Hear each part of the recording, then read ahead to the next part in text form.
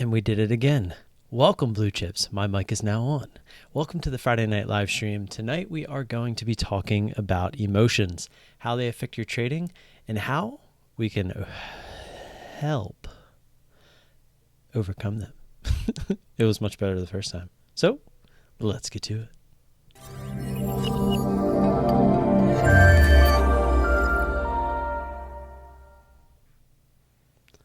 All right. A little better that time. Vincenzo, you need an emotional rescue. I just don't think it's in the way that we're going to be talking about. How's everybody doing tonight? Hope you guys ended your week strong. I ended my week. Wasn't necessarily strong, but yeah. As you can see, I have my Dash Trader platform back. I am so excited. Next week is the Patrick Whelan contest, and we will be participating. For anybody that was wondering, I'm not making $2,000 a week. I am also not making what seems to be over like $200 a week. So I figured even if I was making $200 a week, it would be worth it to take the week off and try to make $2,000 for the week. So that's what we're going to do next week. Boom, boom, boom. What's up, Mr. Nice? Doji Dude, what's going on? Welcome. So yeah, I'm not exactly sure why that's like that, but it's because it's on standby mode. I guess we could technically go. Pretty sure I have one. Maybe it's the default one. Let's see. I didn't change this how I like it, but yep, okay, there we go. It's a little bit better. That way we just have one nice big chart.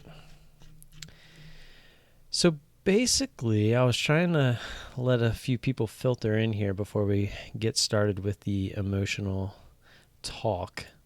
So we can kind of start it off with a free-for-all. I also noticed that the subscribers are wrong. I have to manually go in here and do this myself every once in a while because a lot of the people that subscribe are doing it privately. So like right now we're at 664, as you guys can see here. So what I have to end up doing is going into Streamlabs and basically hitting the subscribe button for people. So let's go down here, do Caesar, do HDR, and we'll do Chris. How come I'm not hearing it? Can you guys not? What's going on with that? Could you guys hear my intro music? Are my headphones not? I'm an idiot. I have my headphones set to the wrong thing. Oh, these aren't even on.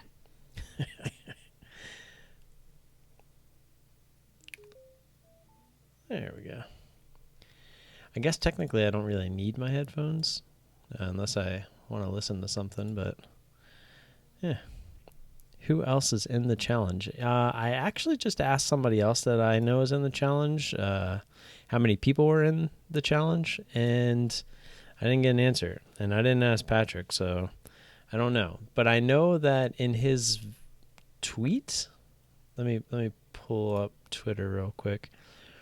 I believe in his tweet earlier, he said that he was disappointed that there wasn't more people that signed up. Let me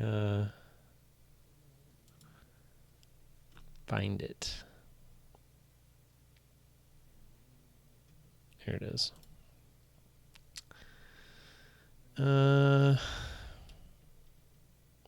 Nope. Where was it? Oh, yeah, so it was the tweet itself. I was reading the comments. It says here, I'll just pull it over. YouTube's first ever day trading battle royale starts next week. Invites have been sent out to those who applied. I'm still sad that most YouTube day traders chose to not participate. I guess no one wants to battle the king.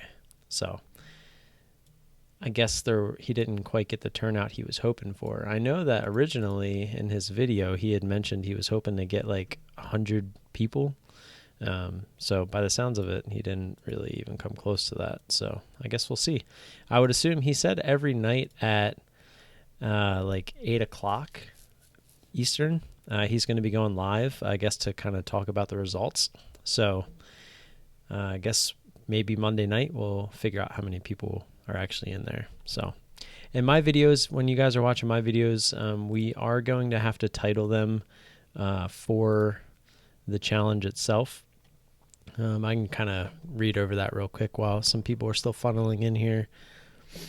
I'm loading it up. So it says,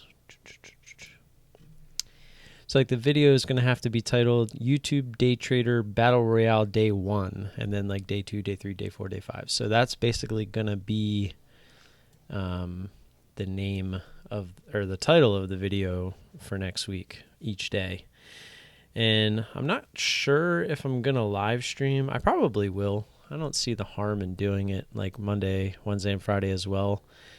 For the market open, I will just either be blowing up a paper account or successfully trading a paper account. So my goal, you can't see it on here because it's not changed, but on the other, the one where I had the 3 montages, I changed this button here to short 25% of my overall buying power. So pretty much my plan is to do the strategy I've been doing, the intensity strategy, and do the 1-1-2 with it. So I can go 25% of my account, and then I'll know the share size. So say it is 1,000, and then I'll know to do 1,000 and then 2,000. Or if it's something that I want to do 1-1-1-1 on, I can just do 1,000, 1,000, 1,000, 1,000, and so forth. So that's going to be my strategy going into it, as far as trying to maximize the profits to gain the most amount of money with the amount of money that we're given, because it's a competition. It's a week-long competition. If it was a month-long competition, we might take a different strategy. But in trading, most of the time, I'm always preaching that this is a marathon, not a sprint. But in this case, next week, it will be a sprint. So you guys will kind of get to see the hooplas and maybe some big numbers thrown around because it's a paper trading account, and we're trying to put up the big numbers to win the competition. So, and who knows, maybe we put up like $2,000-$3,000 or something the first day, and everybody else loses a ton of money, right? And then we could possibly take a different strategy because now their buying power is way less, right? And we still have all of our buying power, so we could maybe throttle it down a little bit. There's going to be some strategy involved. And that's actually why I like that he's doing the recaps every night, so you can kind of gauge where you're at. So like come Thursday and Friday, if you're so far behind, you have to like really kind of gear it up a little bit to, possibly catch up and all that good stuff. So both Toms, what's up, man? Nuggy, what's up, Nuggy? So, all right. That's kind of the update on the old Patrick Whelan contest. How's my lighting? Is my lighting all right? Do I look kind of dark to you guys? I mean, I don't really think it matters. I don't think any of you guys really care. But I do seem a little dark. I don't have my light on me. I didn't put it on.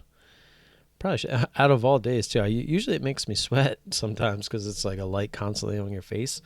But it's actually kind of chilly in the house today, so it would have been probably beneficial.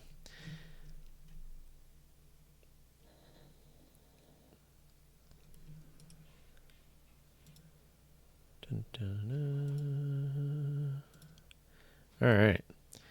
So to get started, you guys have seen this chart before, but if you haven't, then I'm going to figure out a way. I'm going to put it in my Discord in the educational section,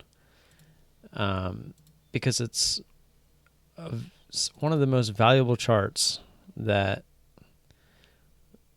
you'll ever come across in the market. I'm putting it in there right now. That's why I'm kind of... So if you want to download this chart that you're seeing on the screen, just pop in the Discord, the education channel, and there you go. why is this chart so important? This in chart, what the outside temp up there, it got up to or down to 48 degrees this morning. And then it slowly kind of rose up. I think it got to a high of like 67 today, 67, 68. But I'm not sure if likes really help kind of push this out there for people that like hit or see the recommended. But if you guys are here, hit that like button. Maybe we can get some more engagement in here. That's what we're all about. We're all about learning. So the more people that are in here, the more people we can bounce ideas off of, the more we can possibly learn.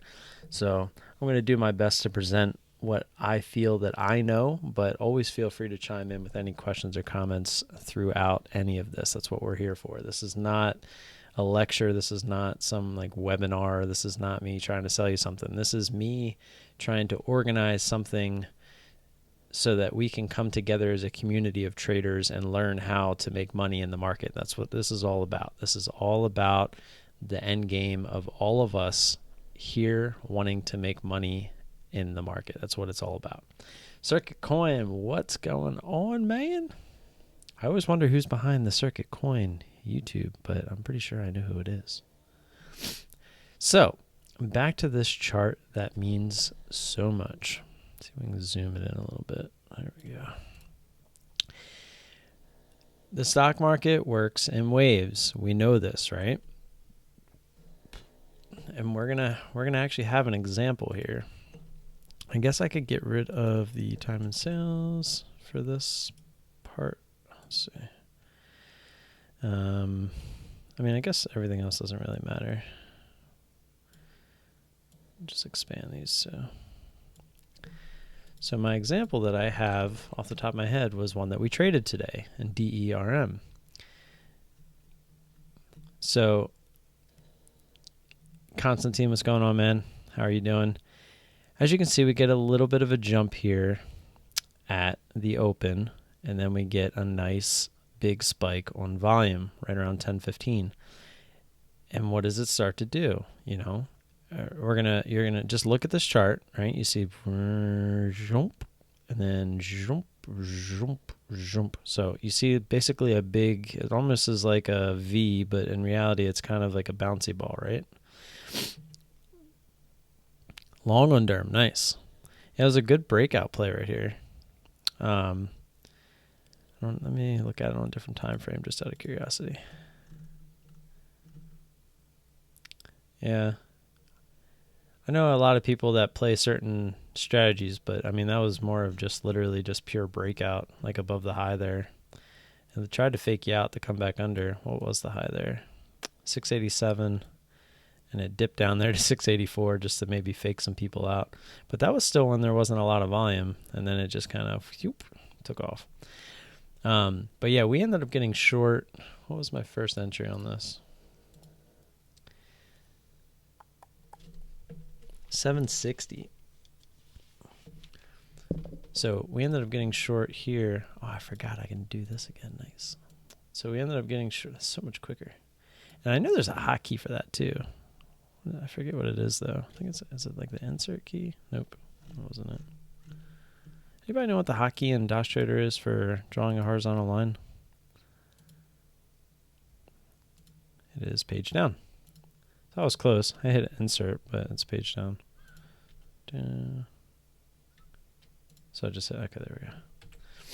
All right, so that was our first entry. Then we got in we added at 793. As I do that. 793. Then we added again at 812. Yeah.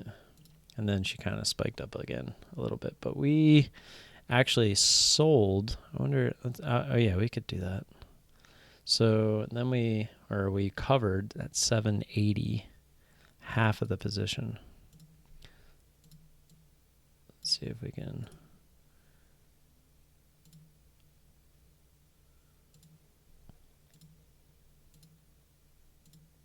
There we go.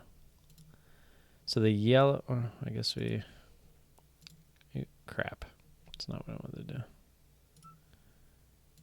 Big. red. It's kind of cool.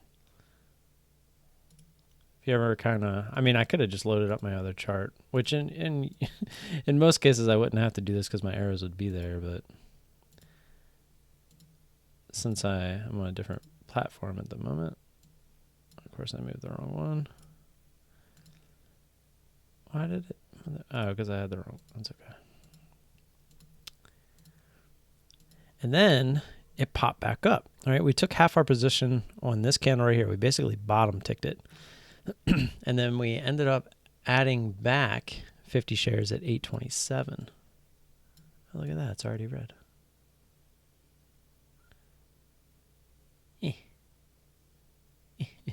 It's like skipping 827, whatever. And gives you the idea. And then we ended up covering half of those at 796, which was right here in the mix.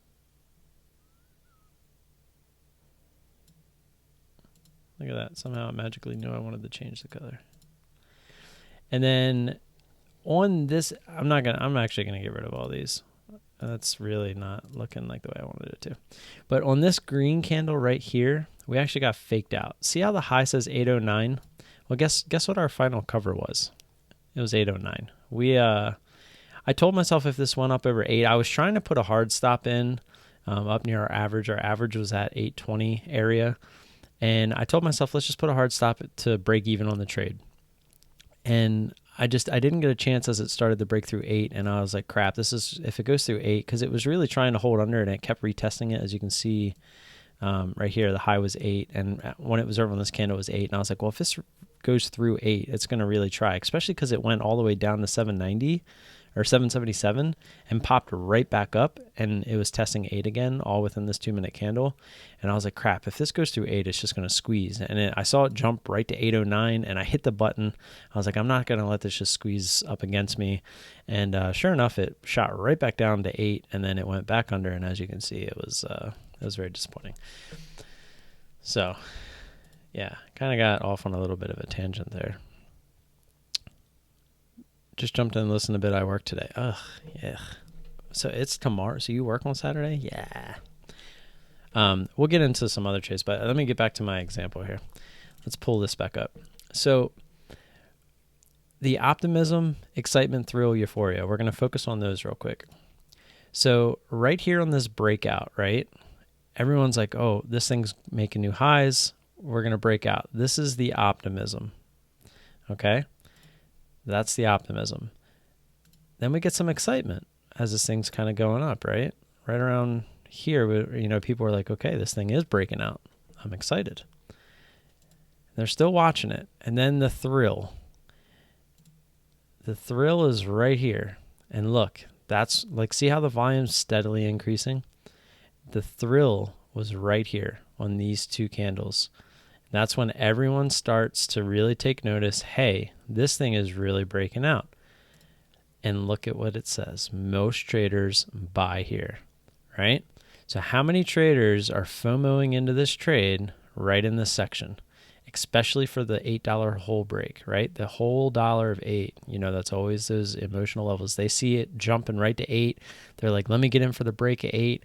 People, as it's breaking 8, they're like, holy crap, this thing's going to keep going to 9 or whatever.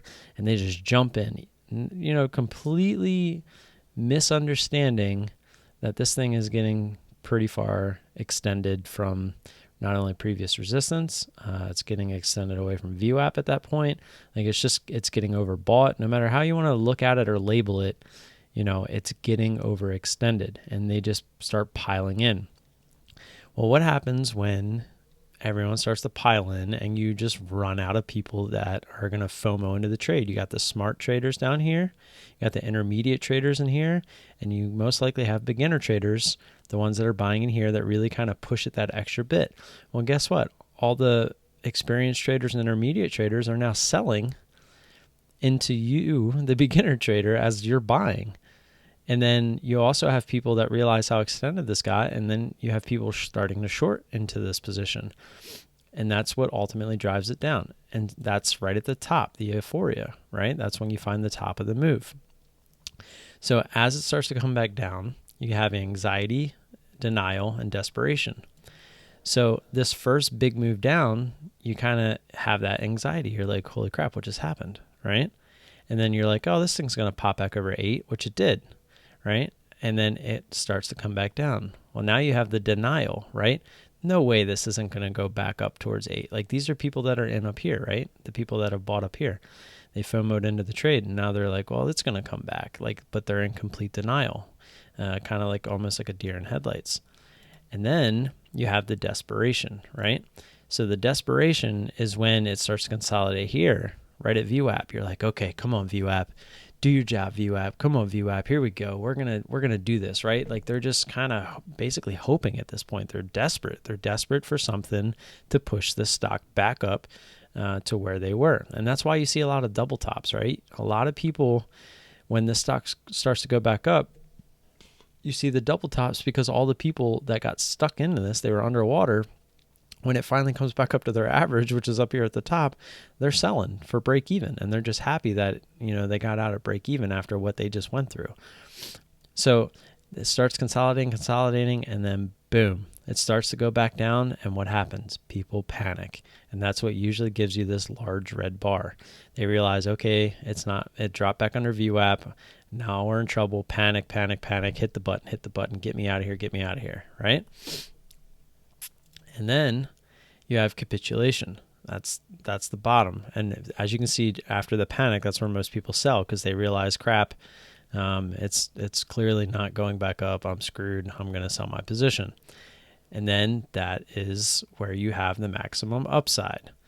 And in this case, as you can see, right after this move, you have a little consolidation. It starts to work its way back up. And then it consolidates a little bit, makes a higher low, and it goes back up. It goes through VWAP a little bit. And then it just kind of consolidates sideways the rest of the day because it just kind of ran out of steam. There's not enough volume. There's actually a decent amount of volume here, but it just pretty much went sideways the rest of the day. Sometimes it does that. But what I'm getting at is, just like in this picture, you have a wave, right? All day long, there's stocks. I mean, even this is kind of a wave, right? It's just kind of a sideways wave. But the most noticeable wave is when you get these big intense moves, is that you're going to get the move back down because it's a wave. And then you get the bouncy ball effect. And you go through each one of the emotions every single time. And what happened here? I, personally, when I was in this trade, dealt with the emotion of pretty much just greed of not wanting this to go higher, because I didn't want to lose any money back to the market for the trade that I was in. So when it was coming down and I wanted it to go down further, it felt like, hey, it might squeeze up against me. I'm going to get out of my position. When in reality, if I would have just read the chart correctly, I would have been absolutely fine and I could have made a lot more money. A lot of money was left on the table. So again, just look at this chart, go over this chart, and realize that this happens all the time. And we can take a look at BNGO, because I actually believe BNGO was a pretty decent one as well.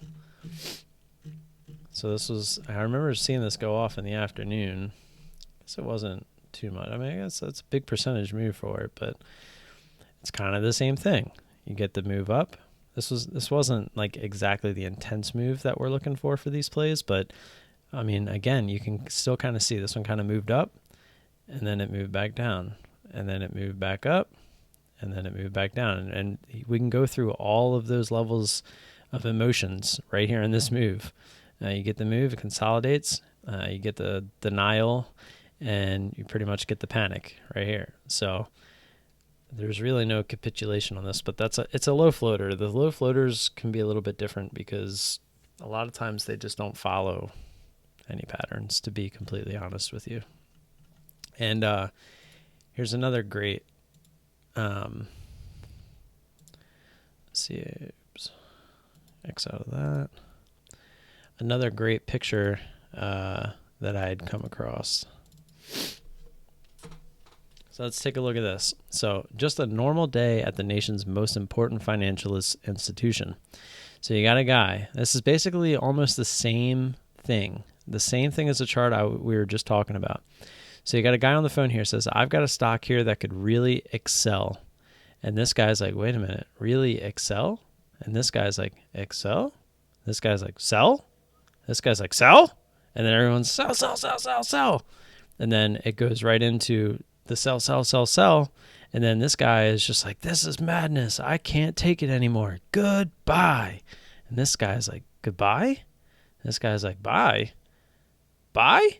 Bye, bye, bye, bye, bye. And then it just goes right back to square zero or square one, where the guy says, I've got a stock here. So it's basically just repeating itself. And that's all it's doing, right? You're basically taking the emotions of humans and just putting them into a chart. I mean, all these charts are doing are just moving on emotion. People are buying and selling based off of emotions. It really does come down to that. So, yeah, I have like a little bullet chart that I'm kind of going through. I just wrote down a few things that I wanted to make sure I went over. But the three main emotional triggers in the stock market that I have found, and through reading through things like Tennessee Stock Watch Learning Center has some stuff on this. The fear of missing out, the fear of being wrong, and the fear of losing again. So those are, to me, the three biggest emotional triggers. The fear of missing out is, it causes traders to accept and or pursue bad entries in trades they were not prepared for. The fear of being wrong, it causes traders to miss opportunities and second guess trades, and that is this guy. The fear of losing, the painful experience of losing causes traders to avoid trades in anticipation of more losses. That also used to be me. It also has created some of my biggest losers, MTSI, and honestly today in APA. Let's take a look at APA. So my strategy is to play the intense move. If it consolidates and then goes high of day, my strategy is to cut at high of day. That's my strategy. And if anything, I've actually been looking into, this is actually a pretty good one. I've been looking into reversing my position. So because I found Jared over at Live Traders, he has a YouTube channel. It's a pretty big YouTube channel. He plays what's called a 3-bar play, and it works on pretty much any time frame. You just kind of have to spot him. But basically, he looks for a wide range candle, which could essentially be these two, then a small range candle, and then he looks for the breakout. So 1, 2, 3, the third bar breakout. So a 3-bar breakout. So I found this fascinating when I came across this. This was just last week. I found it fascinating because he and, his followers, the people that he teaches are entering the trade where I'm looking to exit my trade. Like my strategy is to cut where they are entering. So it kind of fascinated me to the point where I had always been thinking all along, it's like, well, if I'm cutting here and I really believe this is going to go higher, why am I not just reversing my position? If I was wrong in the trade, why not just get in on the right side of the trade? And so I say it would have worked here. But what I ultimately did today, if anyone didn't watch my video this morning, I scaled into this trade horribly. My first entry on this was at 2305. I'll just draw one line. 2305. So it was on this candle right here at 2305, and I completely missed an ad right here, and I actually added on this candle at 2319.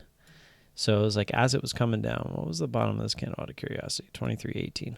So I was looking for the continuation down. So instead of playing the full front side, I basically waited for the top and then tried to get in on the back side.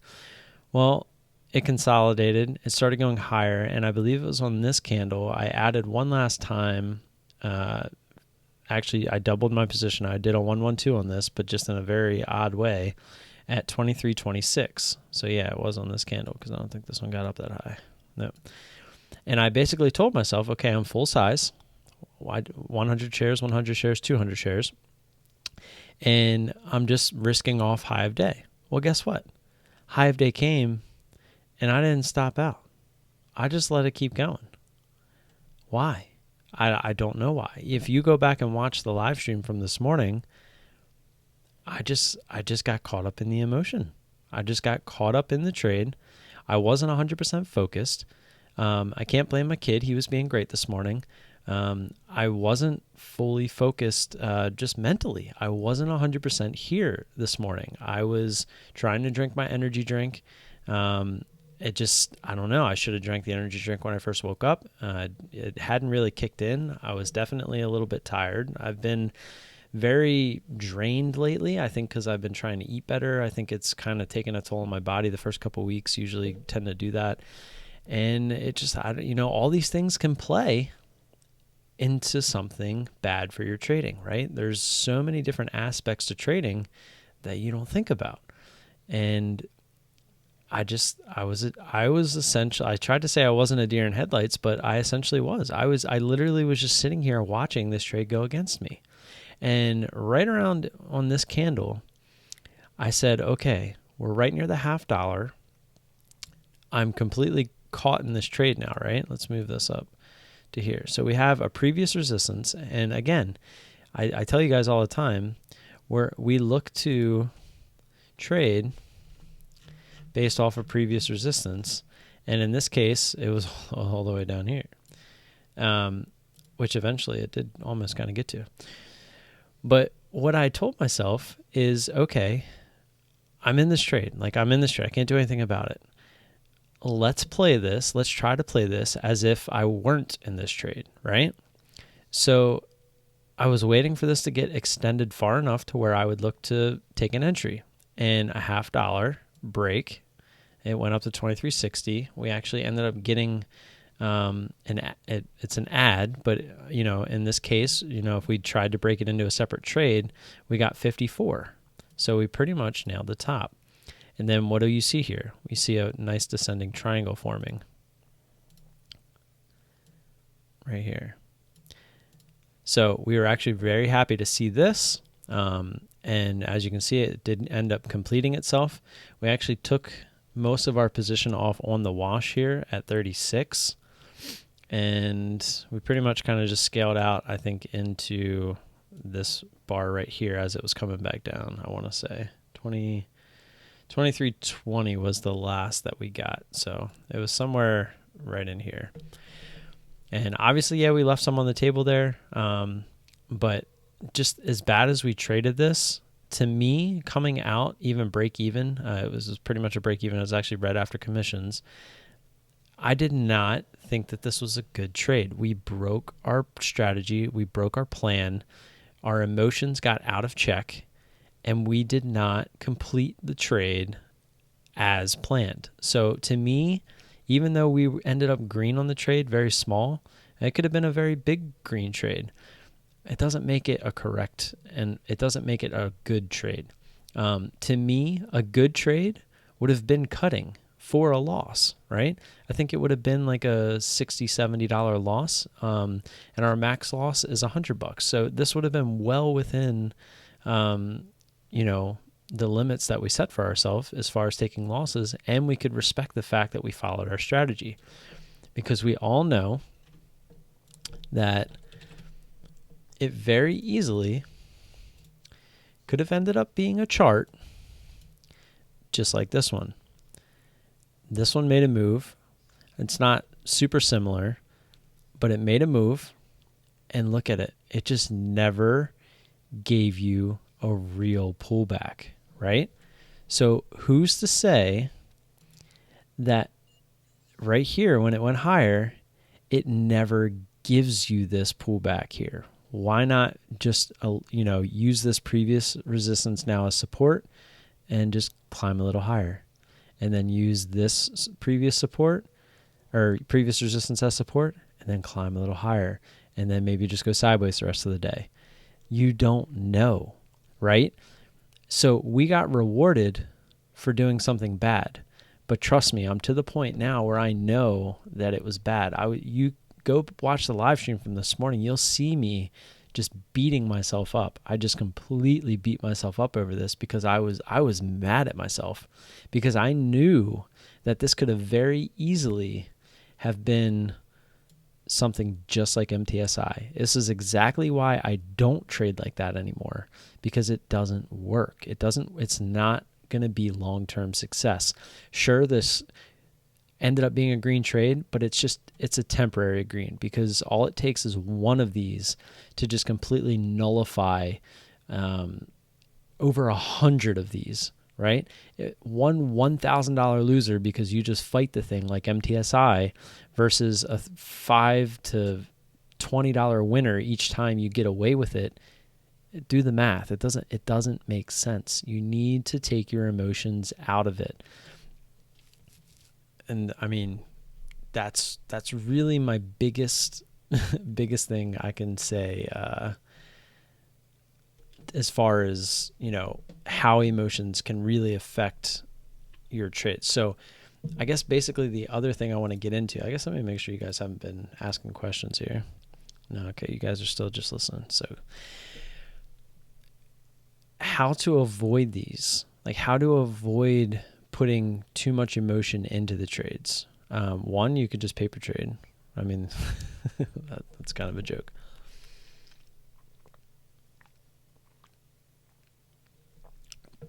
One of the biggest things is share size. I can't stress enough that the share size that you're trading, if when you're in a trade and your heart is just pumping, right? You probably are using too much share size. And if you do not have a set plan, a set strategy, a set edge in the market, and you don't have it perfected, then that is not the go-to drink for Friday Night Lives. I honestly ran out of time. I was watching a show with the wife, and I came over to the computer and was pretty low on time. You know that. I was talking to you. But I just can't stress enough that when I went from using 200-300 shares as a starter position, and I was emotionally taking profit too early, I was emotionally cutting losses too early, and sometimes too late. It was too emotional. I dropped down to 100 share starter position and like 50 if I have to, if the range. And that was another thing, is I was using this sticky. I need to just throw it away. Let me make sure this focuses. So I have this sticky note that I was using.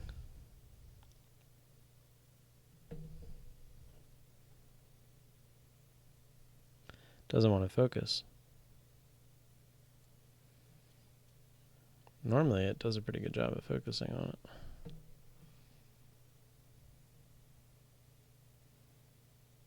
Well, hopefully you guys can see it. But I was essentially determining my share size based off the price of the stock. And that is just completely a no-no. If anything, you should get a sticky note and determine price based on the range of the stock. So real quick, what do I mean by that? Take APA, for instance, here.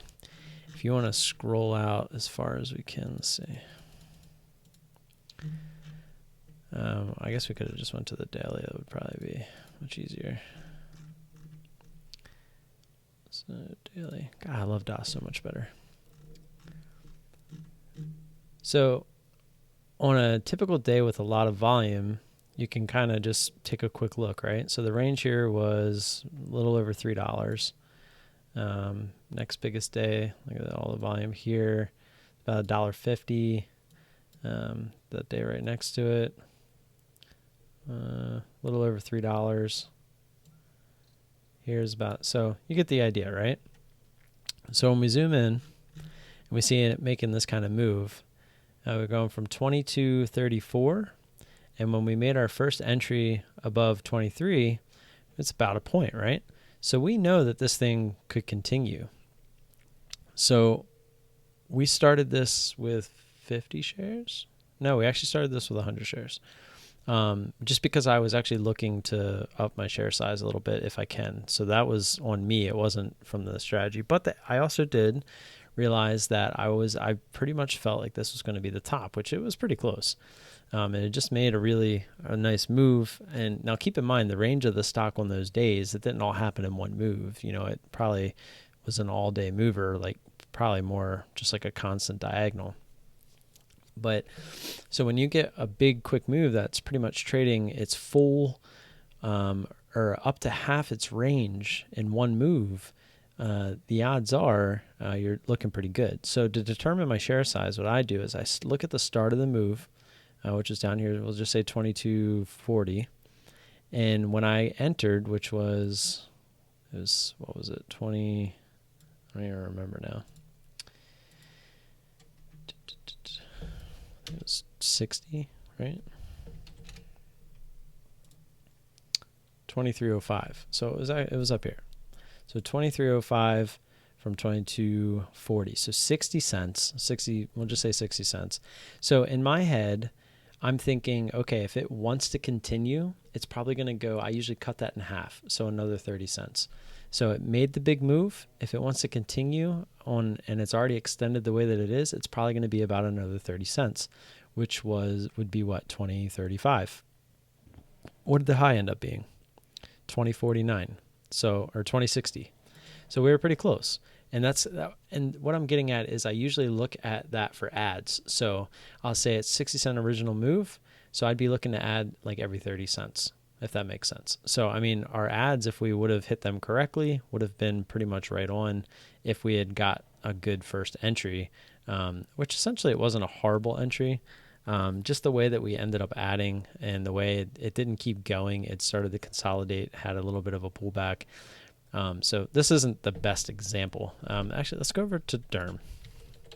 Might be easier to. So the start of this move, when it started making the big move on volume,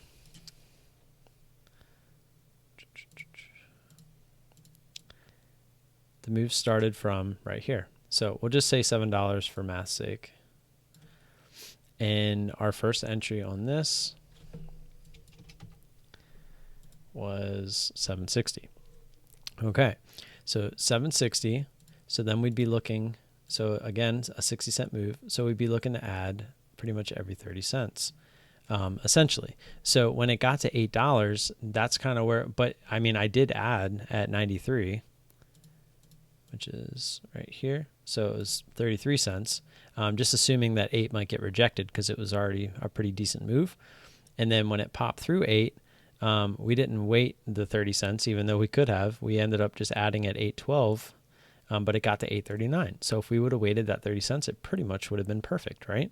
Because we would have been right near the top. That would have been our last ad, and we got the drop down, and we could have taken the profit there, which we ended up doing for the most part before it popped back up. And then we ended up getting the ad up there at 8.27 when it popped back up anyway, because it was still so extended.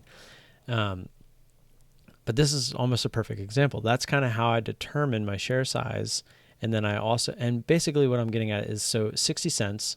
So if I'm planning on 2 ads from 60 cents and say my max loss is $100, I'm basically saying, okay, if it went another 60 cents and I had 100 shares from here, that would be $60. And then if I added halfway in the middle there, that would basically be the remaining of the $100 max loss towards the top, because I'm assuming that, I'm going to be near the top with my last ad. So you're not really risking too much based off of that last ad, if that makes sense. Because if you're close to the top with the last ad, then you're not really risking that many dollars, because when it goes high of day, you're basically cutting right there. So if that should make sense. I don't see why it wouldn't, but if it doesn't, let me know and I'll try to explain it better.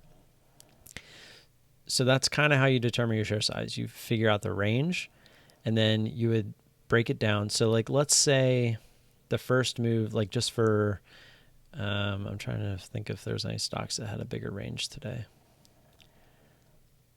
I can't think of any off the top of my head, But say it was a point, say it was 2 points. Say the move was 2 points. Or let's look at one of the, was it Bimmy? I mean, we could use this, I guess. So let's draw a line here. We'll say the move started as it went above right there. So 572, and say as this thing was going up, you got in at 672, right? So your first entry was at 672. It's a full point. So then you're thinking it's a whole nother 50 cents and then 50 cents for an ad, right? So if you're getting in and your max loss is $100, you can't use 100 shares because 100 shares would put you, if you added to the position once, that would put you over 100.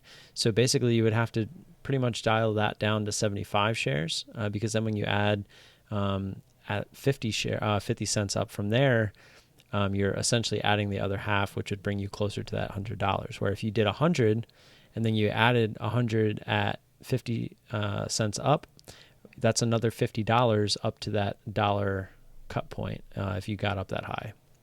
If that should make sense. A little bit easier to understand. Because then it would be the $100 from your original shares, and then the $100 from or the $50 from the 100 shares that you added in the middle. And then at the top, hopefully you get your ad right at the top or as close to the top as you can. So you're not really risking too much based off of that top ad. So then if it consolidates right there and just goes higher, you cut, and you're basically only losing from your first two ads and then pretty much just the small amount and the commissions from the top ad. So in a sense, that would put you at over $150 because based on the range, you knew that that's what it was going to come down to. So if you would have lowered your share size to 75, if those full 75 shares go a full point to where your stop ends up being, then that's $75. And then if you added 75 shares in the middle, 75, I'm not in the mood to do math, 75 times 50. So that would be another $37.50. So that puts you a lot closer to that $100 than if you were to use 100 shares. So that's pretty much how I base my share size right now. It's based off my max loss, and it's based off the range of the stock on that initial move and where I'm looking to get into the move on the front side there. So hopefully that makes sense to just kind of explain my strategy a little bit and where I'm coming from with it. Yo, Dario. I'm going to just call you Dario. You're double D, right? So I'll just make those the two Ds. So I'm actually going to just read these right off the Intensity Stock Watch website because these are really good. So it says,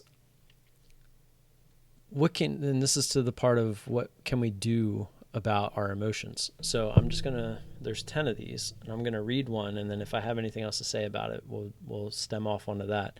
And then after this, we can do a little like question and answer or whatever we want to do. So never, ever, under any circumstances, ever trade with, some people call it sacred money, some people call it scared money. To me, it's kind of the same thing. If you're using money that should be going to rent, gas, baby food, whatever it is, the essentials in life, don't do it. Using desperate and scared money is a surefire way to generate losses. Just to quickly stem off of this, it's so true because when you're in a losing trade, you're always going to have the hope, I need to buy diapers. I need to buy baby food. I need to buy, gas to put in my car to go pick up my kid at school. Like, you're always going to have that in the back of your head. And if you're in a losing trade, you're going to be like, no, I can't lose this money. It needs to go back up or down, whatever side you're on. And sometimes, you might have bought in here looking for this thing to continue up through 7, and it just the carpet is just pulled. The rug got pulled right from underneath your feet, And now you're consolidating down in this area, and you're just praying and hoping with money that you can't lose.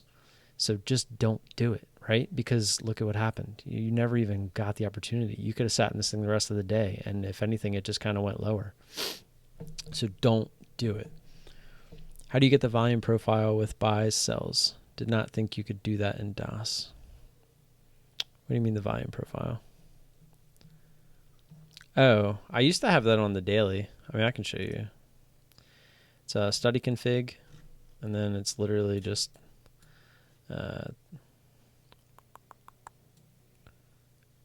volume by price. There you go. Then you can, I changed it to something a little bit easier to look at. I had put that on the daily because it really kind of shows you where everybody is, like if everybody's underwater or not. Like, look at this. Look how many people on Bimmy that are completely underwater. And a lot of them probably were selling into these pops to get out of it. But as you can see, there's still a ton of people that are just completely underwater on this stock. I mean, the intraday, I mean, you can kind of use it, but yeah, I mean, look at this. Look at a lot of the volume was people FOMOing into this trade. You have the smart money, and then you have the FOMO money, right? We were talking about that earlier. Hopefully, is that what you're looking for there, Doji? That is, I believe, what you're looking for. I'm going to take it off of here because that's too much to look at. We can leave it on the daily. It don't really matter. I used to have it on there just out of curiosity. Like when I pulled up a stock, I would kind of use that sometimes as resistance because, like I'd said earlier, a lot of people that have been underwater for a long time, you know, if the price finally comes up to them, they're just happy to get out break even. So a lot of selling pressure will be sitting there. So number 2, understand, accept, and embrace full responsibility for every aspect of your trades, your emotions, and your outcomes. You can choose to enter, add, trim, or exit any position at any time. No one else can do that for you. If you don't know how or why XYZ happens, it is your responsibility to learn, ask questions, research, etc. It is your money. You are in total control. The sooner you accept this responsibility, the quicker you will become the trader you want to be. Many traders refuse to accept this responsibility, which provides an exponent excuse for their actions. Don't fall into that trap. The fastest way to reach consistency and profitability is by holding yourself accountable to yourself. This does not mean you should not learn from others, nor does it mean you should ignore sage advice. It means you should evaluate situations objectively and make your own decisions. You are the problem and you are the solution. Embrace it. It's a very powerful set of sentences. One of the biggest things that I could tell you is that I can sit here all night and tell you exactly how I trade. And I could make millions of dollars every year. You could turn around and try to do the exact same thing, but guess what? There's one huge key component to why it would work for me and not for you. And guess what it is? Emotion. It's the emotion behind the trades. I can hit the button because I know exactly what my plan is. I've done it hundreds of times now. Hopefully over the course of the next couple of years, it'll be thousands of times. But if someone is just starting and they're watching me and they're like, man, this guy's really good at what he's doing, and then you try to do it, well, guess what? You might be able to get the same entry as me, but what do you do from there? Do you know what to do if it goes high of day? Do you know what to do if it goes low of day? Do you know what to do if it consolidates? Do you know what to do if it gets halted? Do you know what to do if it just completely goes high of day against you and you're just a deer in headlights? Do you know what to do in every possible situation that you could possibly be put in when you hit that button to get into that stock at that specific price point? That is the key. And when it comes to taking profits. How does this guy make so much on the same stock that I traded? And again, I actually say this every day to the guy that I believe is the best at this. We'll trade the same stock, and say we both traded BIMI. I could top tick this thing, right? And you'll see me covering here at VWAP, where his first entry was down here, and he's got his 2 ads, and then, he has a cover here, but then his other covers are down in here, right? And he made a ton more money because he was patient with the PAY at the beginning. He was just, you learn patience. You learn the emotion of patience. You've seen this chart and you've seen these happen over and over again. You learn to be patient.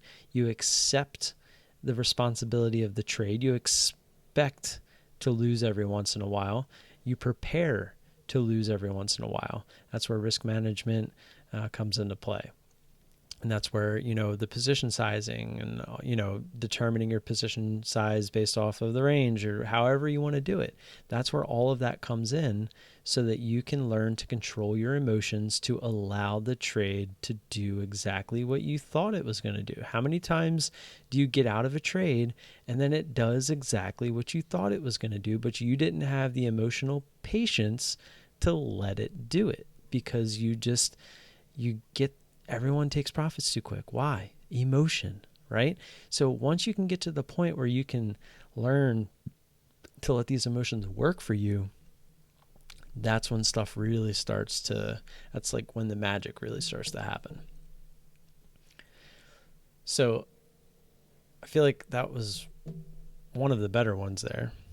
Do I ever go long? Yeah, I just went long on Crown the other day.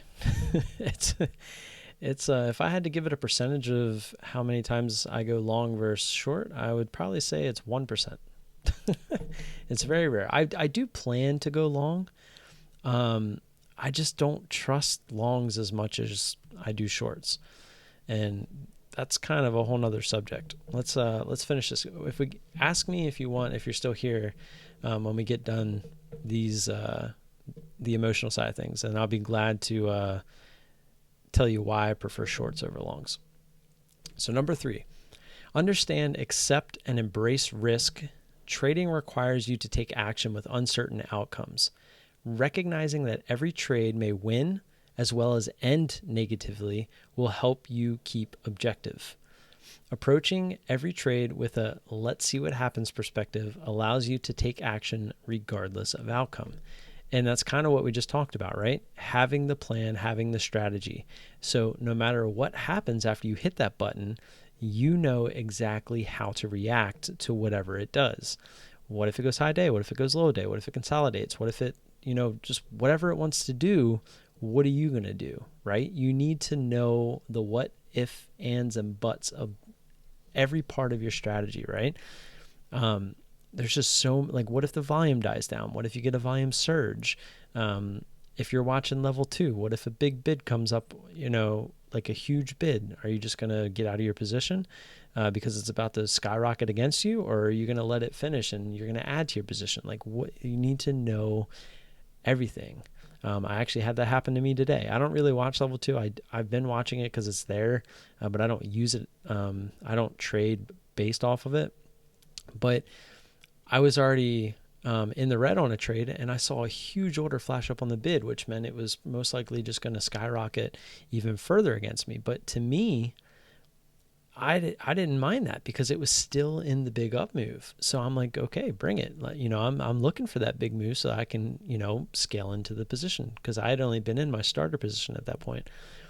So some people will think, holy crap, there's a big order. I need to get out of my position. Where I'm on the other side saying, hey, there's a big order. Let's go. Let's get up there.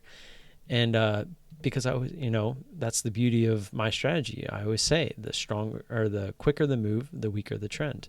So if it wants to continue a huge move up, straight up, let's go. I'm going to scale into it and I'm going to look for it to come back down.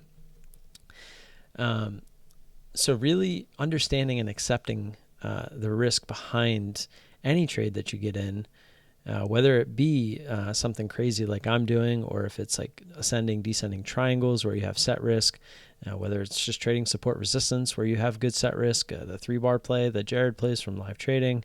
There's so many different ways to trade in this market, but the emotion plays into all of it. And when you trade a strategy like I do, the emotions are heightened, very much so. So, number 4, develop trading rules and have the discipline and self-control to follow them. Everyone is subject to dynamic emotions before, during, and even after trades are closed. And ensure your trading rules account for these shifts. So I laughed because that's exactly what I did today. Was you wouldn't think that after you close a trade out that you could be so emotional. Again, go watch my live stream from this morning. I'll prove you wrong. I literally had to just get up, and I went and played with my kid. I ended up calling the wife and talking to her for a little bit, just to calm myself down. I was so pissed at myself this morning, and I was green on 2 trades. It was small green, but it was just, I wasn't trading well. I was not trading well at all. And I was beating myself up for it. And it's something you can't do. You have to, and I always relate to poker a lot. I was a huge poker player. If you have pocket aces, they get cracked, and then you get pocket aces the very next hand, you should not play that hand any differently than you did the hand before, because they got cracked the hand before. And that's exactly what I did this morning. APA kind of took me for the ride that it did. I let my emotions get to me. I didn't follow my plan, my strategy, my edge. I didn't follow any of it. I was out in no man's land. I mean, it wasn't no man's land because I've been there before, but I wasn't trading according to my plan. So I got emotional about it. So then when I got into Derm a little bit later, my emotions were still there, and they shouldn't have been. Once that APA trade was over, it should be completely erased, right? It should be out of your mind, just completely gone. I should have taken the chart off my monitor. Should have just got rid of it, erased it from my memory, moved on to the next trade. Because if I did, Derm would have turned out so much different. It would have been a huge, not a huge winner, obviously, but it would have been a good winner for my account size. It would have put us probably near quota for the day. But it didn't, because I was still being emotional from before. And again, there's just, whether it's how you're eating, whether it's the amount of sleep you get, whether it's, outside things like friends and family, whether it's work, if you have a full-time job elsewhere, part-time job, whatever it is can be affecting your emotions that play into your trading. So really coming into the day, trying to be 100% focused on trading, which I obviously can never do right now with the kids, but I do my best. But this morning, something was completely off, and you could just tell all morning that. And when I went back and watched it myself, I was just like, I shouldn't even have been trading this morning. That's like, going back and watching the tape, you could tell I wasn't really myself. I was kind of just trying to roll through the motions. You should not be doing that when you're risking money. Like if you're playing a game or something like that, it's a lot different. But this isn't a game. This is an attempt at financial freedom. So, yeah, develop trading rules and have the discipline and self-control to follow them. That was number 4. That's very important. You make rules for a reason, right? To follow them. You are making the rules. So why make the rules yourself if you're not going to follow them, right? You made that rule for a reason. Follow it. It's that simple. And I mean, I have, a couple rules here and there, but I mean, I have generic rules that I've just memorized by now. Like I don't trade SSR. I don't trade low floats. And what I mean by low floats is pretty much anything under 50. If it's near 50, like 45, like there's been 2 stocks recently I traded that were, I think, at 45. I think Derm was actually one of them. Anything like under 50 mil in the float, I don't trade.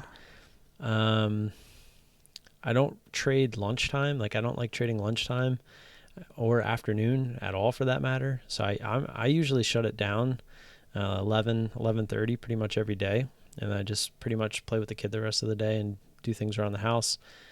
I think those are like my 3 main ones. I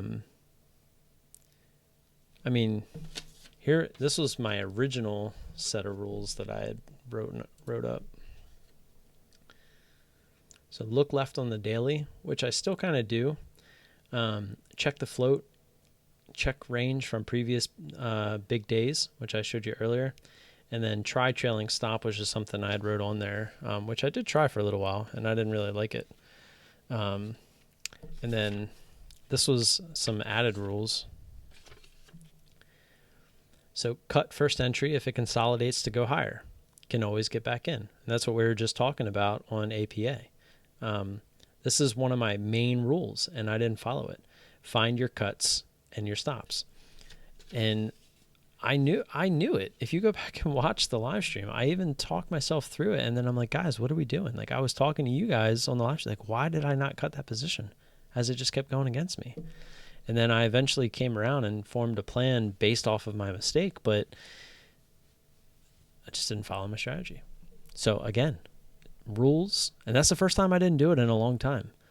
Believe it or not, I've been abiding by my rules 100%, and that's how I knew that something was off with me. Something wasn't there to make me 100% to be able to make that cut like I was supposed to this morning. And that, again, it takes you back to just being there, right? You just gotta be there. So number 5, playing your trade your plan. That's pretty much what we just talked about.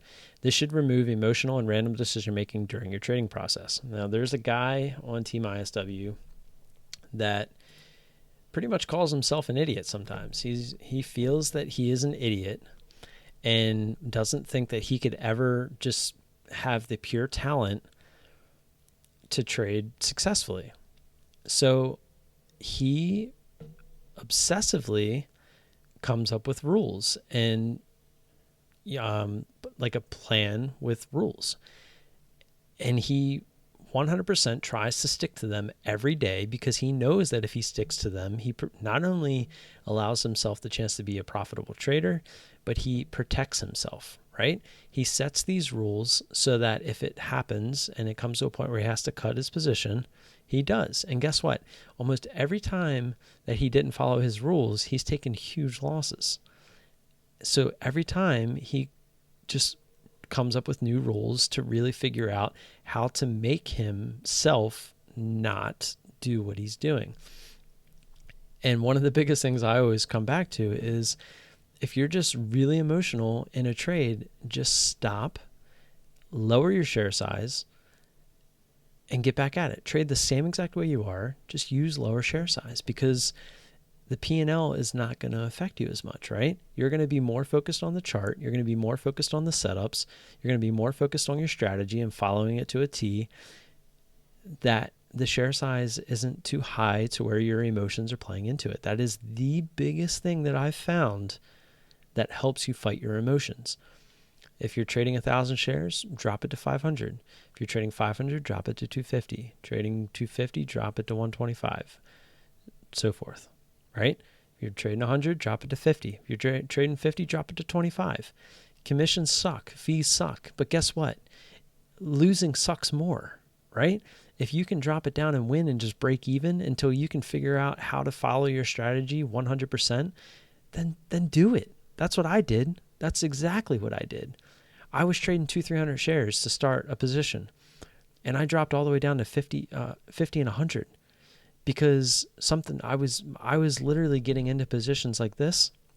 I would top tick this thing and I would get out on this candle like halfway down.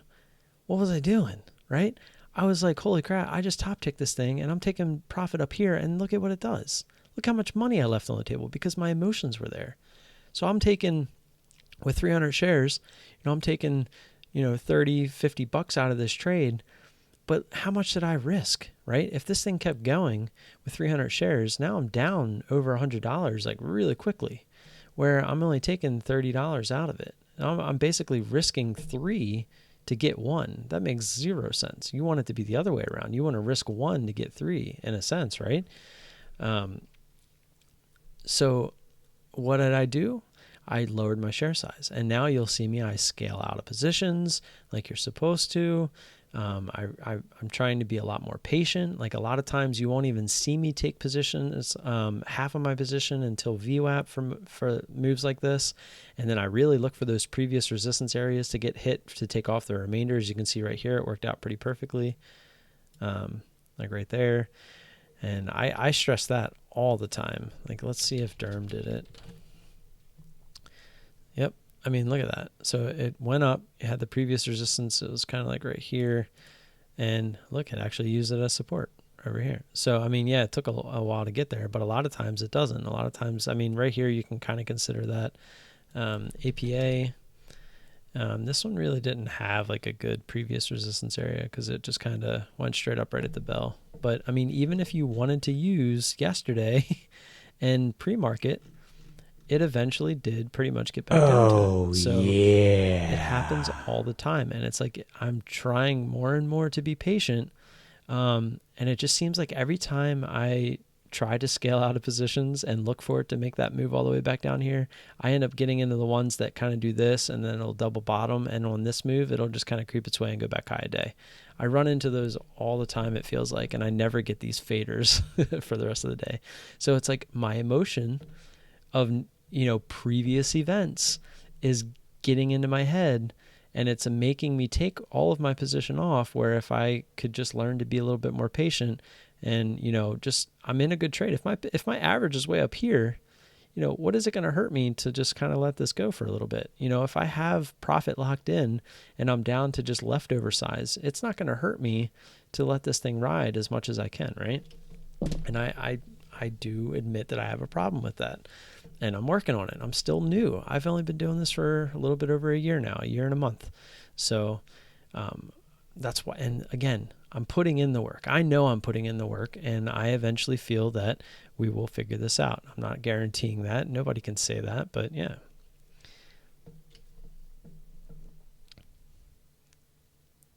Thoughts on Ricky Gutierrez? I've paper traded his style with UGAZ and DGAZ, and it's not a bad strategy. I honestly don't really know what his strategy is. I think he basically just kind of trades support and resistance, I think. I've never really like seen a video where he kind of explains his strategy. So if you want to chime in with what his strategy is, feel free. I'm going to move on to number 6 here. We got 6, 7, 8, 9, 10, and then we can get into talks about whatever. Once I'm in profit-taking area, I put on a trailing stop, let it go. Yeah, I've tried that so many times, but like here, like you get the big move down, and then you almost always seem to get these little bit of pops before you get continuation down. So it's really hard to put a trailing stop because I feel like they always get hit.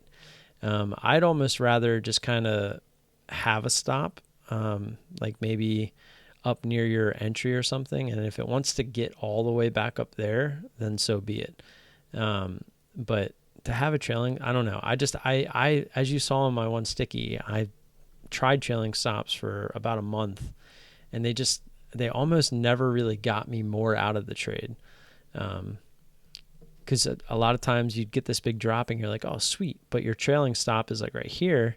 So then it comes back up and gets hit, and you end up losing all of what you could have had profit there.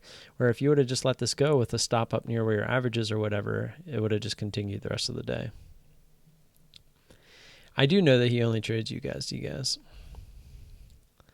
He only trades you guys, and the ETFs that track the futures, and he focuses basically on buying on MACD crosses, oversold RSI, and trend that stock is moving. Right. Okay. Yeah, I do remember that he trades based off of MACD and RSI, which again, I mean, I don't use those obviously, but the MACD and RSI, you know, sure, it can get to an overbought, oversold area, but if it grinded its way up there, I remember back when I first started trading, I used to watch that kind of stuff, and I've seen RSI stay above 80 and sometimes even around 90 for days. Like it just gets up there and just constantly, it just keeps getting bought, right? So, I mean, it's an indicator, right? It's an indicator just like all the other indicators. MACD and RSI are just indicators. It tells you when a stock's overbought and when it's oversold. And I mean, if you want to try trading based off of that, then go for it. But And I've seen it like where, say you're in oversold territory and it starts to curl back up and you're looking for that cross. And I've seen it go right back down and sit there for days and just sell off. So it's like, again, they're just indicators.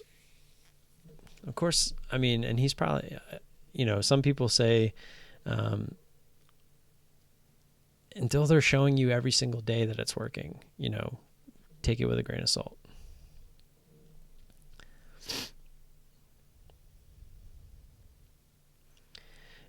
Yeah, I mean, whatever works, I guess. It's just not my style, so I can't really speak too much on it. I've tried doing it in the past. It didn't work for me. So it is what it is, I guess. I can't really speak too much on it. So on to number 6. Document your trades and associated emotions in a journal. Be very critical and objective of your own performance. Remember, nobody else is holding you accountable but yourself. For example, if you were scared out of a trade, determine what was scary about that particular trade. How you let it get scary. Was it a bad entry, plan, or just a trade that didn't work? Were you following your trade plan? Did you exceed your desired risk or position size? What should you have done differently? What other emotions, etc.? You can make a standard list of questions and learn from your own experiences. Do this consistently for every trade. The time you spend reviewing your trades and using your experience to better your performance will pay huge dividends. Couldn't agree more. At the end of the day, I go back and look at my trades, and then I simply go to stocktrader.com.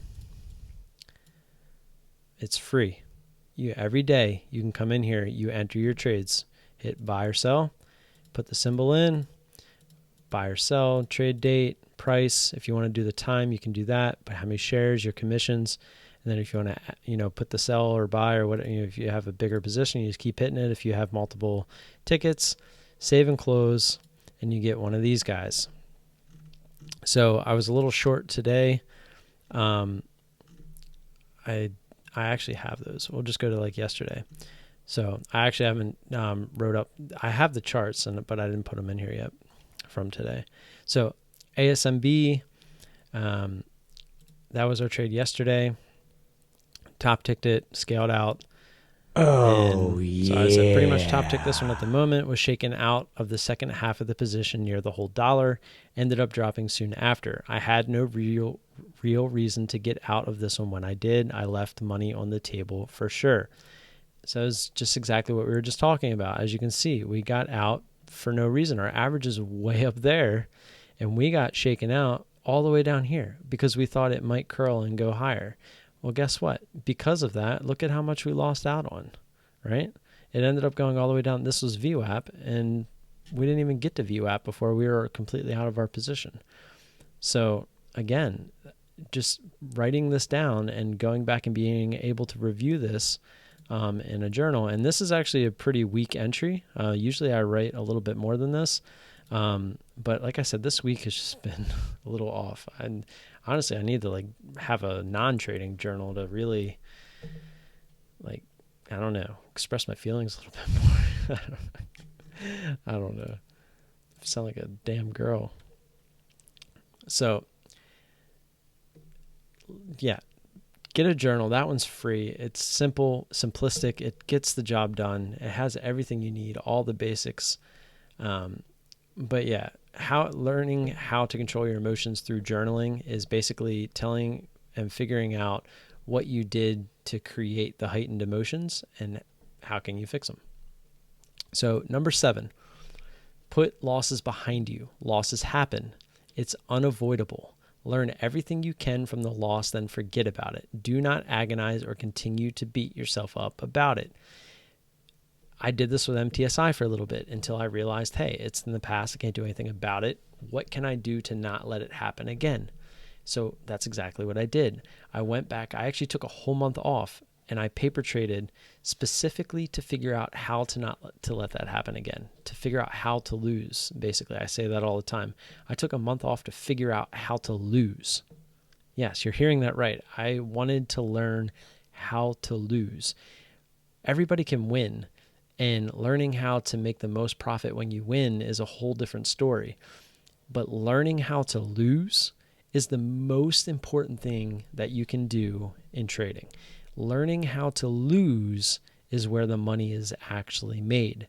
Learning how to lose the least amount of money when you do lose by following your strategy and your plan and your proper risk management is how you actually make money. Losing less money is actually making you more money. Hopefully that makes sense. And if it doesn't, let that sink in for a little bit. So number 8, I actually did this one today.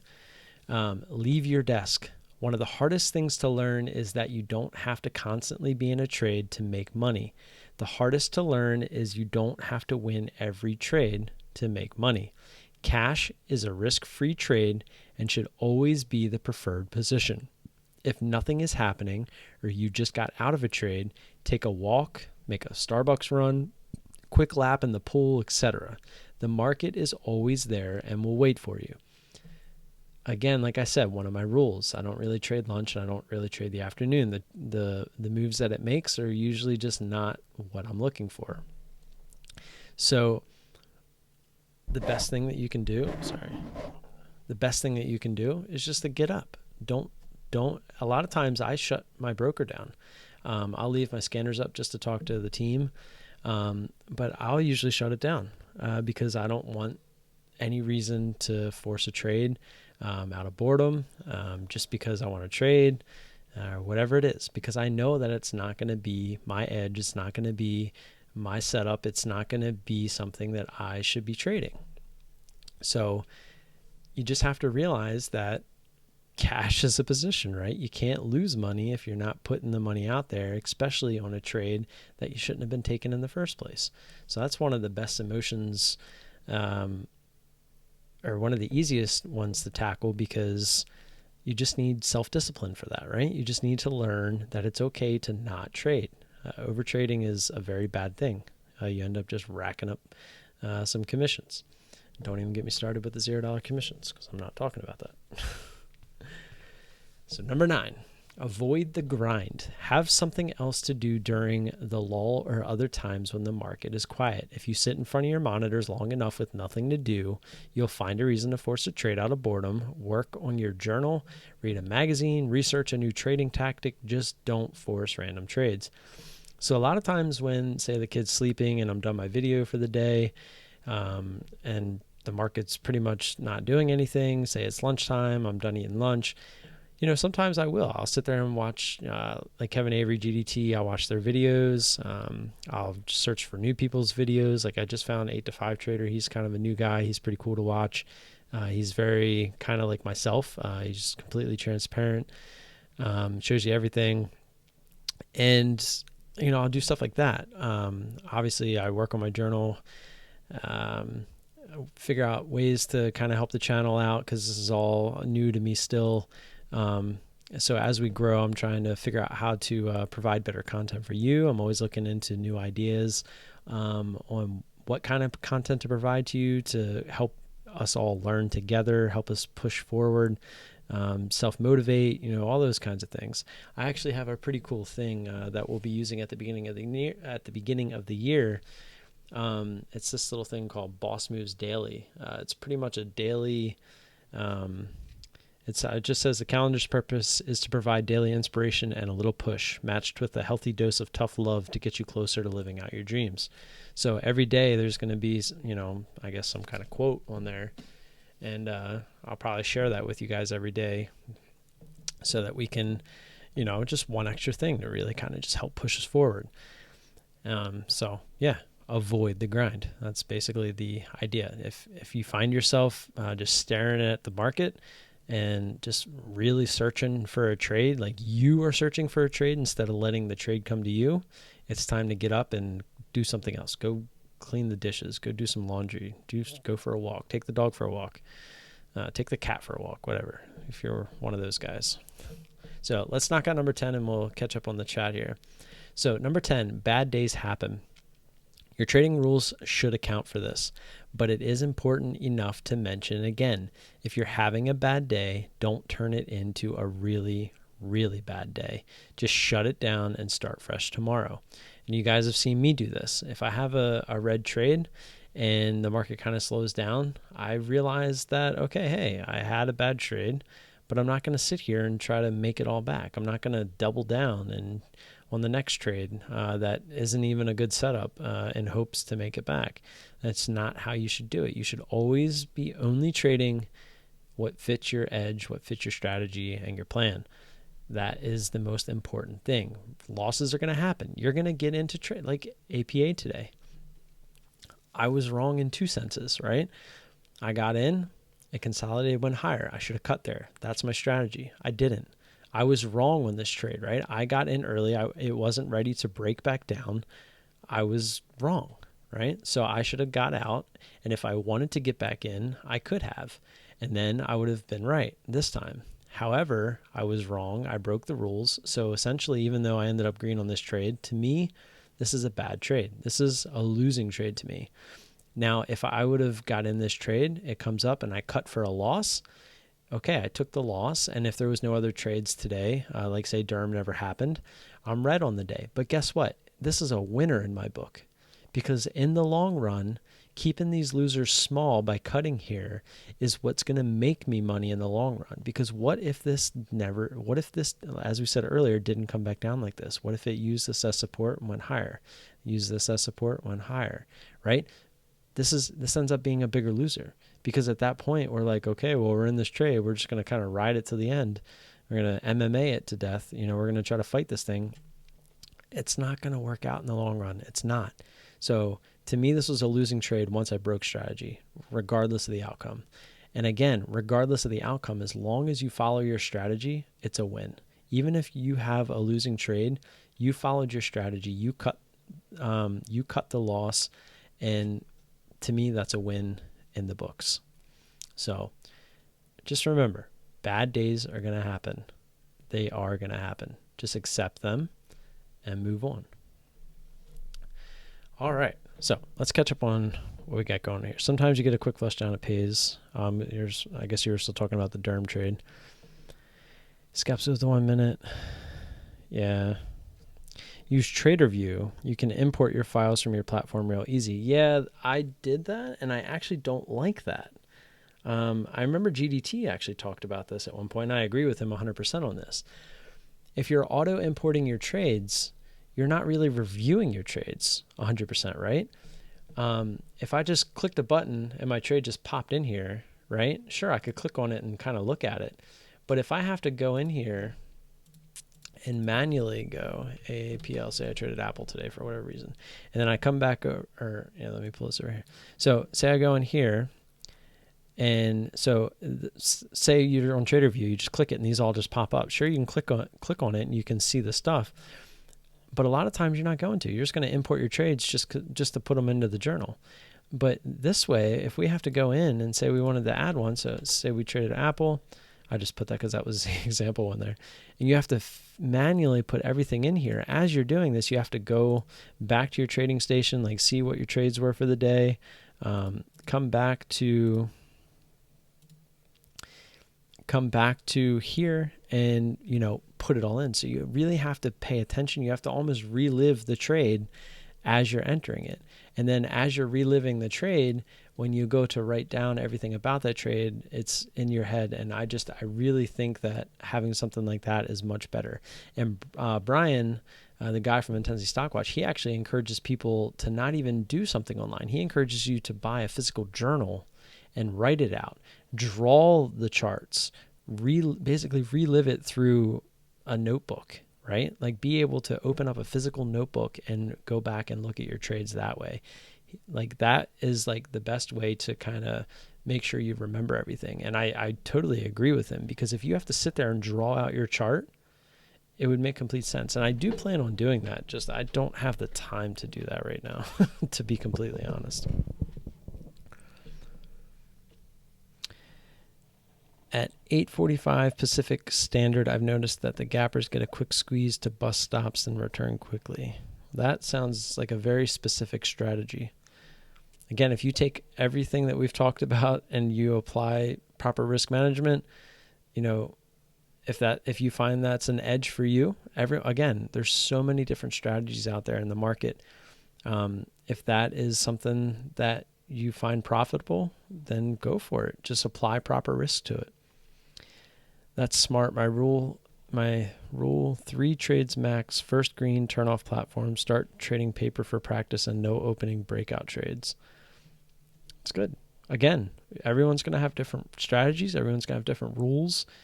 It's all about the process. Hopefully, the reason that I think that having a community is so strong is because I myself, someone in the chat, someone in the Discord, someone on Twitter, someone just anywhere, hold on one second.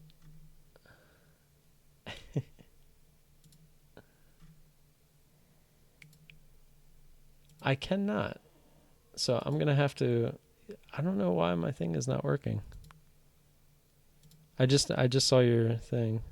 I'll have to, let me go look real quick. But whether it's whoever it is, I don't know if it's my microphone's not working. Something's not working correct. Yeah, see, it keeps like turning my. All right, somebody donate now. Let me see if I can hear it.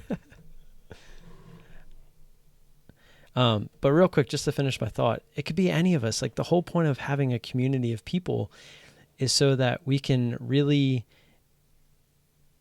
dive into these things. Because I might say one of my rules, and you might just be like, "Holy crap! How have I not thought of that?" Right? That's the whole point of this. The whole point of this is to grow and learn together.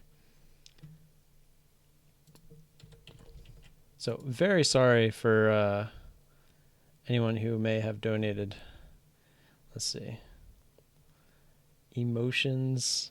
Who did this? For some reason, it doesn't say who.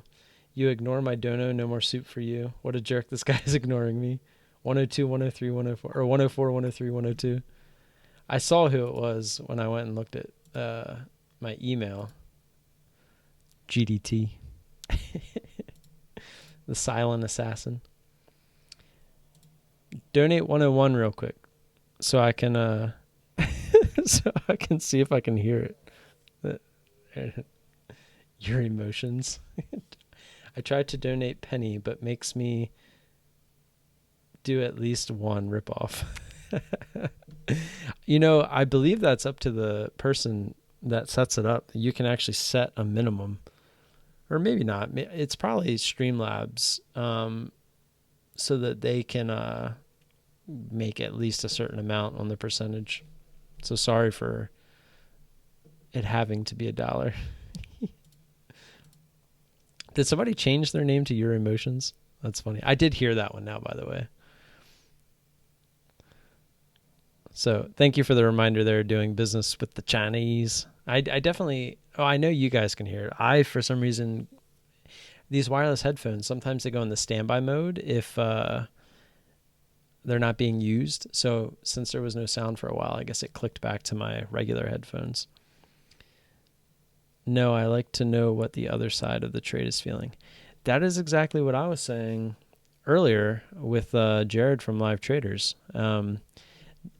It's kind of crazy to think that on a normal day, I would cut right here. It consolidated and went high of day. I'm looking to cut. And that's where him and his traders are looking to get in, right? They're looking for this to go and then continue. They're looking for 2-to-1 trades. They'd be risking off the bottom of this candle. Because if you look on the 5-minute, like I had shown you earlier, they'd be looking to get in at 23.36, and they'd be risking off of 23.06 or 23.06. So 23.05. They always pretty much go like a penny in each direction. So they would put a stop buy order in at high of day. So they would put a stop buy order at 23.0. Here, let me pull up my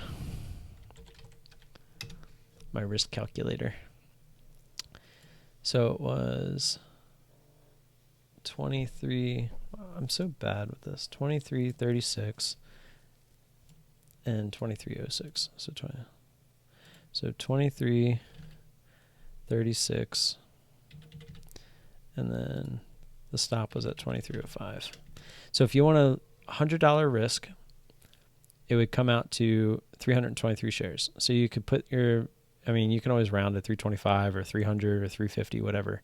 So it'll be around $100 if you hit the stop. And in this case, you'd probably want to put it under 23. It would be kind of silly to put it right over the whole dollar. So like, let's say 22.90, we'll do 99. So 24.10 is what you would be looking for take profit. It would be 270 shares. So he's basically looking to enter here and looking for 2 to 1. So he would be looking for this to continue up here through 24 to 24.10 for a 2 to 1 take profit. So it's interesting, like you said, to just know how other traders are trading, because it kind of plays into how you can play your strategy. It's like you can base strategies off of other people's strategies in a sense. Wait, you couldn't hear the donation now? What the heck?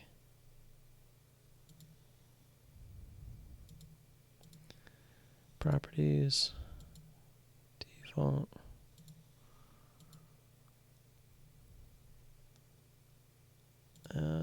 How can I play a sound real quick? Here we go. Let's try this. Okay. Yeah, for some reason when it changed, when I turned my headphones back on, it automatically changed. So now it would work. I don't know. Technical difficulties. Maybe for the live streams, I should just, since I don't really get up like I do during the day, I should just use my regular headphones. I would never run into this problem. So sorry about that. You guys are making my little donation scroll look pretty cool, though. Did we get? So that's my little spiel. Over an hour and a half talking about emotions, and we lost a subscriber. I was gonna look to update it. I guess I can't go backwards in subscribers on here, can I? Jerk, whoever unsubscribed. I feel like we're doing nothing but good here for the community, and you're gonna unsubscribe from me? I actually feel like I'll probably lose a few subscribers here and there just from the people, the Twitter followers that really only probably. I never asked them to subscribe to enter the giveaway for the Circuit coin giveaway, but I feel like a lot of people subscribed during that thinking they had to. But so I'm sure some of the unsubs will be those guys.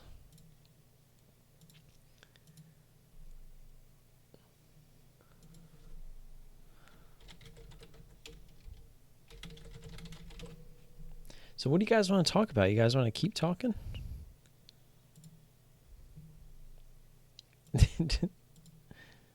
I see who it was. Good old GDT. How do you get the green highlight around the part of your platform you are clicked on? They actually updated their platform not that long ago, which I believe is what included that. But I know it's in the options somewhere.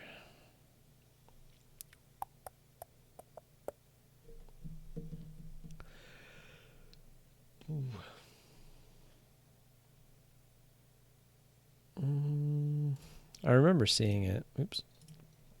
Just got to find it.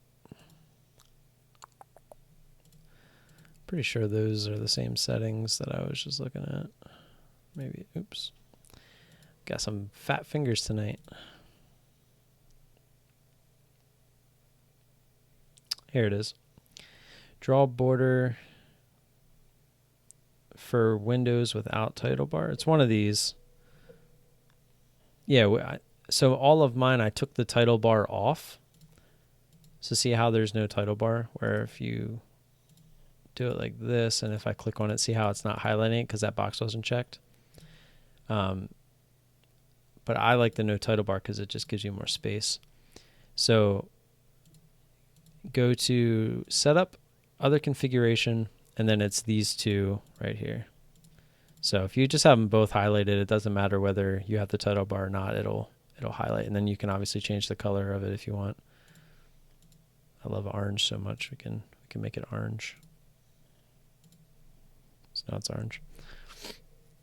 I actually really like the changing the volume to orange. Oops. Dang it. I keep choosing the wrong thing.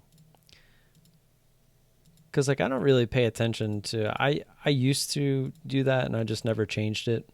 Like acting like I cared how much volume was red and how much was green, but just having it all one color is pretty nice. And I actually changed the last price candle as well to orange, which kind of makes the orange outline a little bit too much. But if you have this like this, and then let's go change that back to green. I actually would probably like it if it was like one of the deeper greens. That way it's not so like in your face. Yeah. So it's like it's highlighted, but it's not like in your face. But yeah.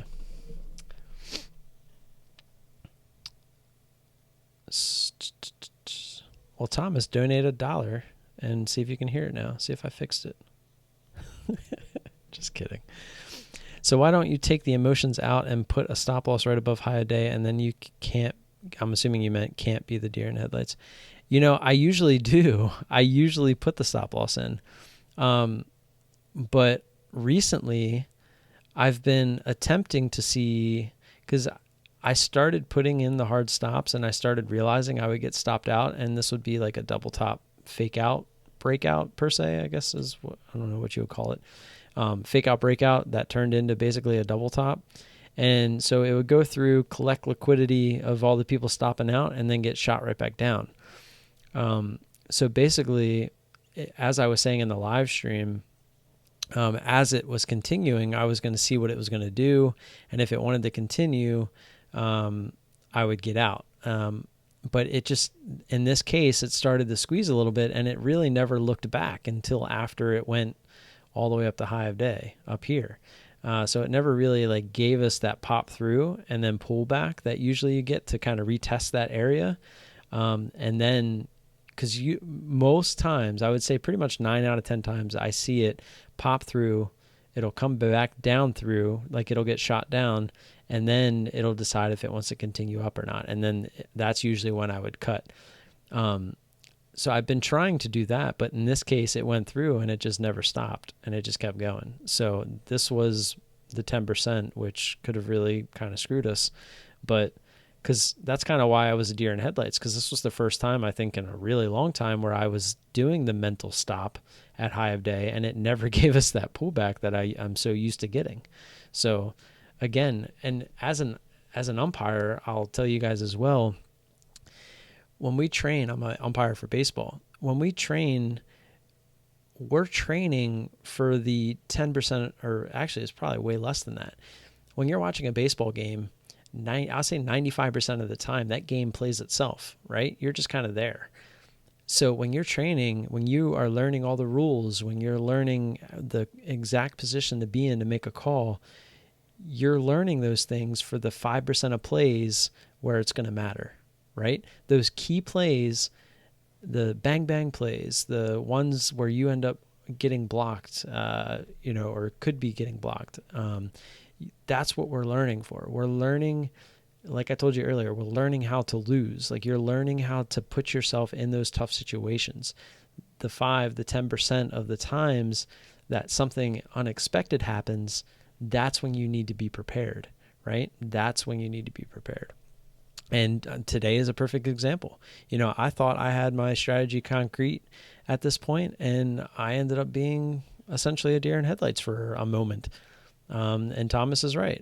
Maybe after something like this, I should realize that, hey, I should stop out with a hard stop and move on, right? Because if I would have stopped out here, this would have been a much smaller loss than if it got stuck, it like went up here and then started consolidating up here. And I never got the pullback down here. So Thomas makes a very valid point. And I used to use the hard stops, and I guess I got tired of seeing myself get not shooken out of a trade, but tired of getting stopped out and then it coming back down.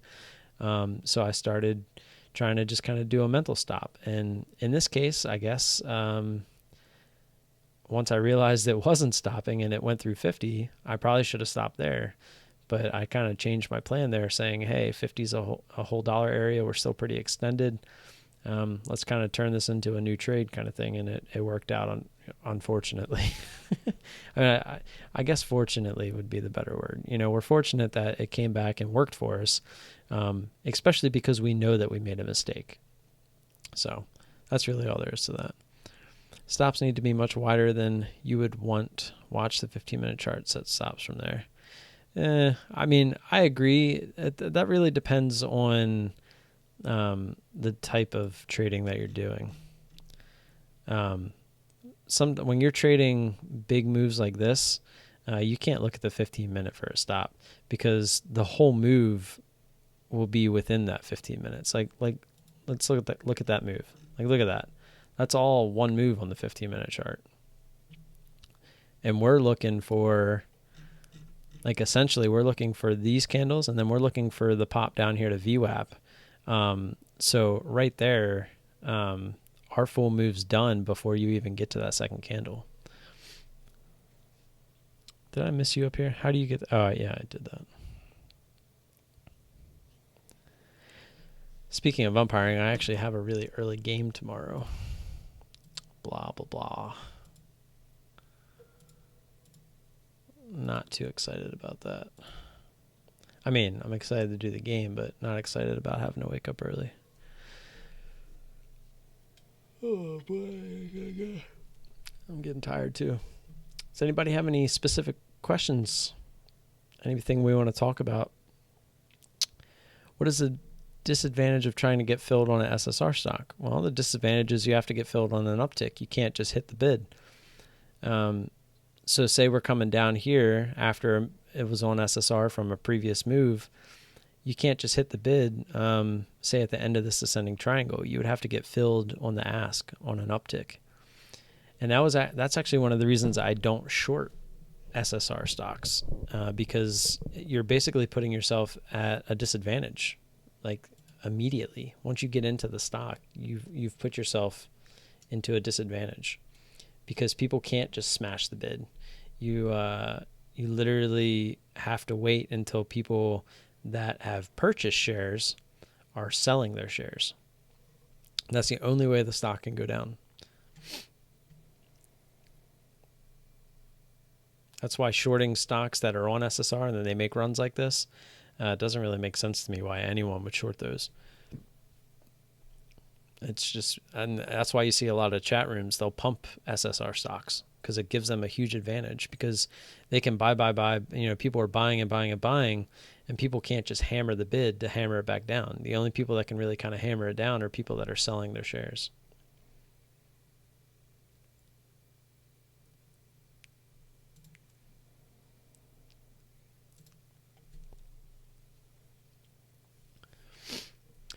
Just as I would be, you're more upset because you broke your rules more than the actual losing the money, because you know it will cost you more if you keep doing that stupid shit. It's so true. And that's exactly why I was super pissed at myself. Anybody that's really interested, go find the DERM trade in my live stream this morning and watch as I get out of that trade. I went off on myself, basically.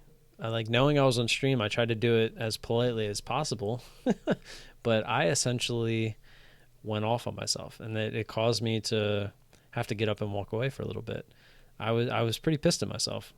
I knew I wasn't here. I knew I wasn't fully here. I knew that I was done trading for the day. After the DERM trade, I knew that I was done. I was just so mad at myself for how I played both of these trades. And while I was in DERM, the minute I got out and realized what I did over there, I knew that it was because of what happened here. And that is just what really set me off, because I was like, why did I just let that happen? Why did I just let that happen? And it just really kind of got to me. So, yeah. If you're at full size and when it drops, why do you take 50% instead of 75% and make the majority of your money and let the 25% ride? Well, because usually when I take the 50%, I feel like I'm still early. And what I mean by that, let me go back over to the DERM real quick. Sorry, I had an itch. What, you call me a bitch? So we get the ride up, we get the drop, and say I take 50% here. Well, I'm looking for VWAP, right? But the reason I take 50% off there is to kind of guarantee and take some risk off, guarantee some green, pretty much guarantee like a break-even trade at that point, most likely, if it were to go high of day. Pretty much it's just kind of, you're taking off most of your risk. You're kind of guaranteeing a break-even trade, and you still have a decent amount of shares to kind of ride down further. Where if you take 75% here, you're always going to end up with smaller winners, because you're not sure, you might take it off, but the times that it comes down like this and you get that full move to 25%, or even say you want to wait for the bigger move down towards that previous resistance, if you only have 25% left over for that, then it's not going to help. But say you take 50% here, then you take 50% of the 50%, so 25% of the initial position at VWAP, and you look for VWAP to fail, and then you have more take profit down here. So that's why I do it. I have the 75% position there. Basically, if we get a huge drop, like if this went up and then just dropped straight to VWAP, I'm either taking 75 or 100% of it right there, because that's such a big move down. The odds are it's going to have some sort of rubber band effect from all the people covering their shorts, people dip buying, just all that stuff. So it's going to get shot back up. But when it's kind of just coming down gradually like this, that's why I would take 50%. And that's what I did. And I was just so mad at myself. I literally top ticked this damn candle. It was so frustrating. Get rid of all these extra lines. 809. That was my order. 809. When you top tick it the wrong way, that's not good. But it happens. It happens. Looking back at today, I should have been this mild-mannered when it happened. I should have been like, crap. I top ticked it. Whatever, right? It's over. Move on. But I was in a different state of mind then. I was very emotional then. All right, we got 7.5 minutes. Unless you guys continue to engage with me. Ask me questions. Bring up a topic. What do you guys want to know? What do you guys want to know? If not, I'm going to bed.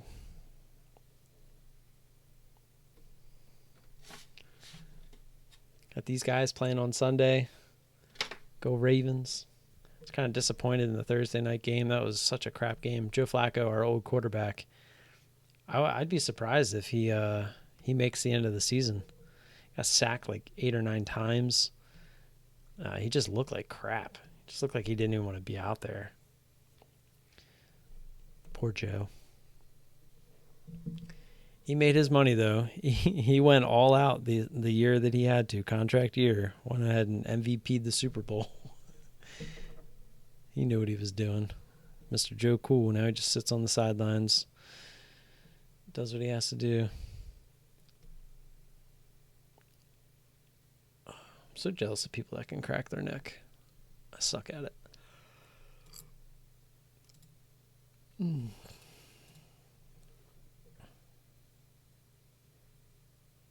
The heck? That was weird. Like didn't cancel or didn't exit. I guess I can ask you guys a question since we have 6 minutes. Have any good plans for the weekend? Any good plans? Do you ever use locates for hard to borrows? Once your shares are reserved, do you have the limit amount of time within the day to use them?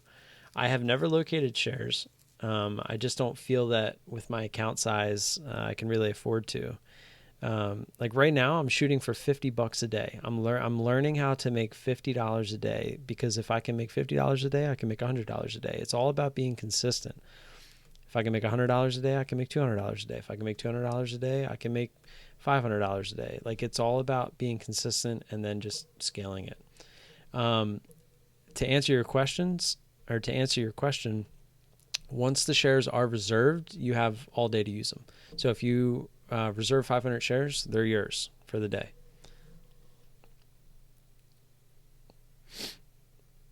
Thomas, he's down from there too. Guys can get together and make some Creole. or eat some crawfish. I remember when I went to the Super Bowl down there, I was pretty disappointed. It was Mardi Gras and everything. I was pretty disappointed with the food. I'm not gonna lie. I looked up like the best places to go. We even went to like one of the more expensive places down there. I don't know. It's like a different kind of food. I'm so used to like Maryland crabs, being from Maryland, and I don't know, just like crawfish and like the gumbo and the Creole. Like I don't know, it was definitely different. It's like a different palate almost down there. Just wasn't used to it. I'm not saying the food was bad. It wasn't for me. Like I just wasn't used to it. Steamed crap up there.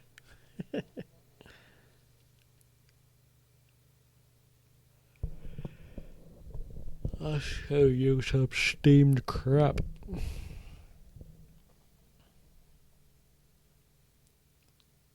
Missed a good fight. Were there fights? What fight? V. Oh, UFC. UFC was on the night, aren't they? They're usually on Saturday nights.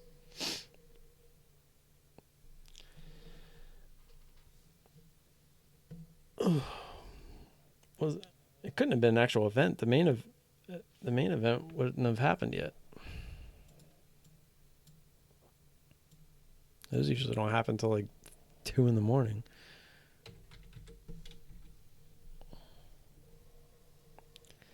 Oh, it is on. Look at that. Oh, it's the Reyes Weidman fight. Huh. I thought that usually they do those on Saturday.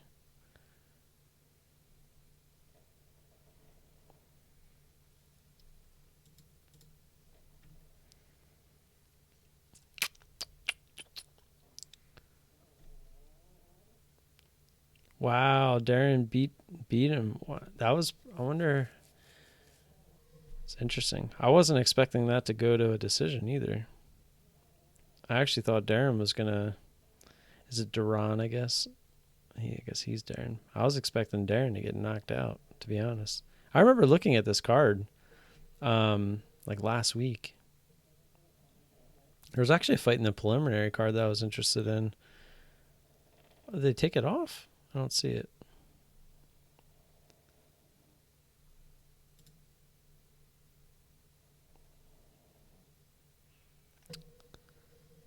Did the fight already happen, or is that what's on now?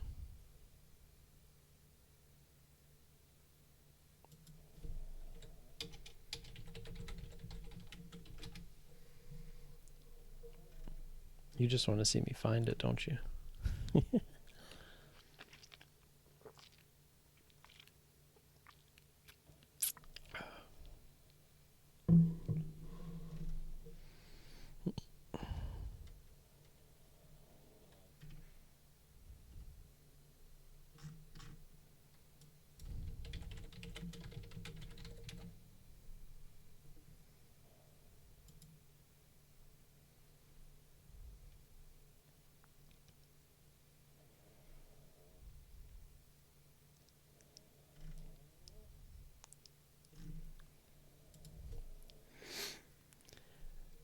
I'm not officially back on DOS. This is the for next week for the Patrick's thing.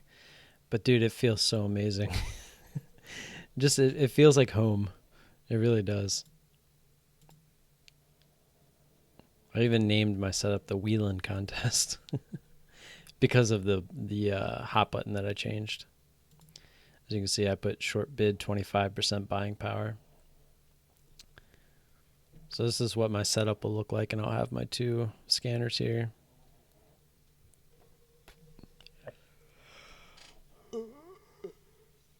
We shall see. We shall see what happens.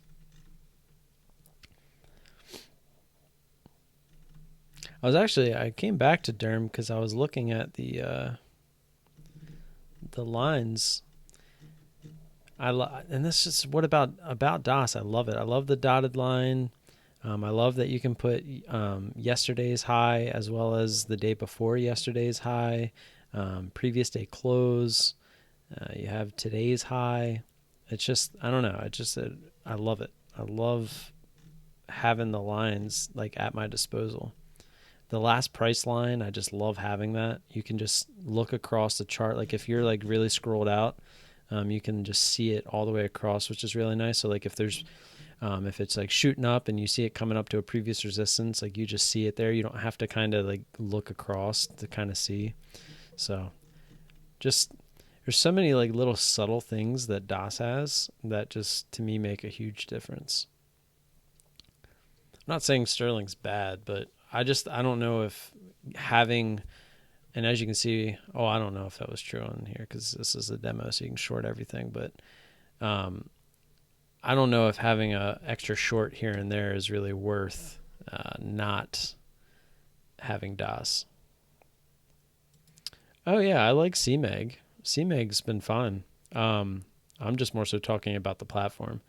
I switched to Sterling because they apparently had more shorts available compared to DOS, because DOS and Sterling are both licensed to CMEG, and they both within the platforms pull their shorts from different clearing firms. So the clearing firm that Sterling is pulling from has had more shorts available than the clearing firm that DOS has been pulling from. So I made the switch because there was a lot of times last month where something would pop and I'd be like, I wish I could have shorted that. I would have played that. And the guy that was on Team ISW who was on Sterling through CMEG said, I had those shares, easy to borrow. And I'm like, seriously? And he must have did that like 10 times last month. And I was just like, screw this, I'm switching to Sterling. But just through the first half of the month using Sterling, I just really just don't like it. There's just like so many little things. Like I don't use many indicators. The only indicator I really have is VWAP. The rest of this is just possible support resistance stuff. I got high of day, low of yesterday, high of yesterday, and high of the day before that. And then the last price line that just follows the current price.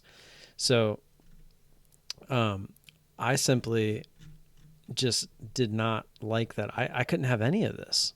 The only thing I could have was the previous day close. And that was it. And they had like this box over here that moved up and down, but they didn't have the line that goes across like that. It was just like the little things. And VWAP, it couldn't be dotted like this. It had to be a straight line, which I don't know. It's like stupid little things, I guess, to some people, but to me, it's what makes me feel comfortable. And I can't tell you how many times I'll be zoomed in on like today so I can see the chart, and having these two lines here, like, okay, it shot through 2 days ago's high. We're coming up to this high here. Like those are key points, right? So if you don't have the time to like zoom out and see those things, you don't need to because they're already on the chart. So it'd be really cool and you might even be able to, I don't know, to add something custom like just like all-time high or something like that. I don't know. Do you think that is with all brokers? What do you mean? That they pull from different clearing firms? I mean, yeah, they all get their shorts from different places. Some brokers get shorts from a couple different places. It all really depends on how hard they want to work to get those shorts available for you. And that kind of seems to be one of the big things now is who has the most shorts available. DOS and Sterling? Oh, like if you have the different platforms? That I'm not sure. I don't think so. Because like we both know he uses DOS through Interactive Brokers. Like he pays the extra. But I would assume everything coming into Interactive Brokers is coming from those same places. I just think the way that CMEG has it worked out with their license through DOS and through Sterling is that they have it I don't know. They have it worked out on the broker side, but I feel like Interactive Brokers is most likely going to have all of their shares available for their platform as well as any other one that they offer. I can't really see it not being that way. And that's the only other thing too, like with CMEG, pretty much everything is going to be shortable, like a lot. Like you're going to have a lot of shares. Well, apparently not on this one. It's kind of, I don't know where where these numbers are coming from, but I know on CMEG, well, this isn't CMEG, but on CMEG, usually they're shortable for like unlimited. It'll just, like when you click that, it'll say 1 million. So I don't know where they're pulling their numbers from. Of course, more people would roll in here now that we're somewhat getting out of here. Unless you guys ask some more questions. So keep asking. It's the only way I'm staying. I'm doing like one of those, every time a question's asked, and then once I'm done answering it, the countdown starts again. We'll do a 5-minute countdown after I'm done answering.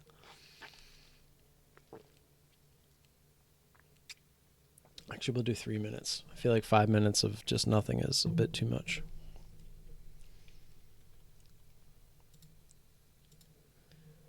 If you are here, if you're new to the channel, you don't know what I'm about, go check it out. I'm not going to make you subscribe without knowing what the channel's about. Feel free to go check the channel out and see what it's about. You're going to like it. I don't bullshit. It's that simple. I tell you how it is. I show you everything. Anything you want to know, if I can tell you, I'm going to tell you. I'm a small account challenge for real. I'm doing it for real. I'm not doing it to try to get views. I'm doing it to try to build an account to be successful and earn a living. Like I'm actually doing it to hopefully succeed. I'm not just doing it for the views. If anybody doesn't know, the YouTube channel was started originally as kind of just a journal, just a place to kind of put the videos, because I wasn't going to try to store gigabytes and gigabytes of my trades on my computer. So I figured, why not just upload them to YouTube? And then I was like, hey, there's some other guys out there on YouTube. And then I realized that there really wasn't anybody being real. Like there wasn't really anybody being 100% truthful, 100% transparent, 100% here for the right reasons, not to sell anything, just to learn and grow together. So I was like, hey, let me go public with it and see what happens. And you guys have been showing the support very well. I appreciate that. My motives with the channel are not going to change. I'm here for myself, and I'm here for you guys. We're here together. That's the whole point of this. It's not me preaching to you guys, trying to teach you something, although I'm always going to try to help teach you something if I think it's possible. But the whole point of us having like these live streams is to come together and hopefully learn something together. It's the whole point. Every time I'm going over a topic, it might be something I've already went over, but by going over it again, it's just ingraining it into my head. And I love that. It's like I wouldn't be going over it if I didn't think it was important.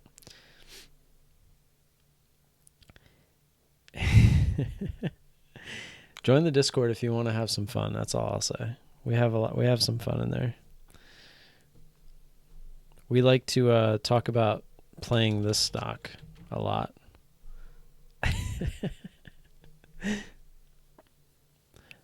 Devin, one of my good trading buddies in there, been with him since the beginning of my trading career. He's been short dicks since then.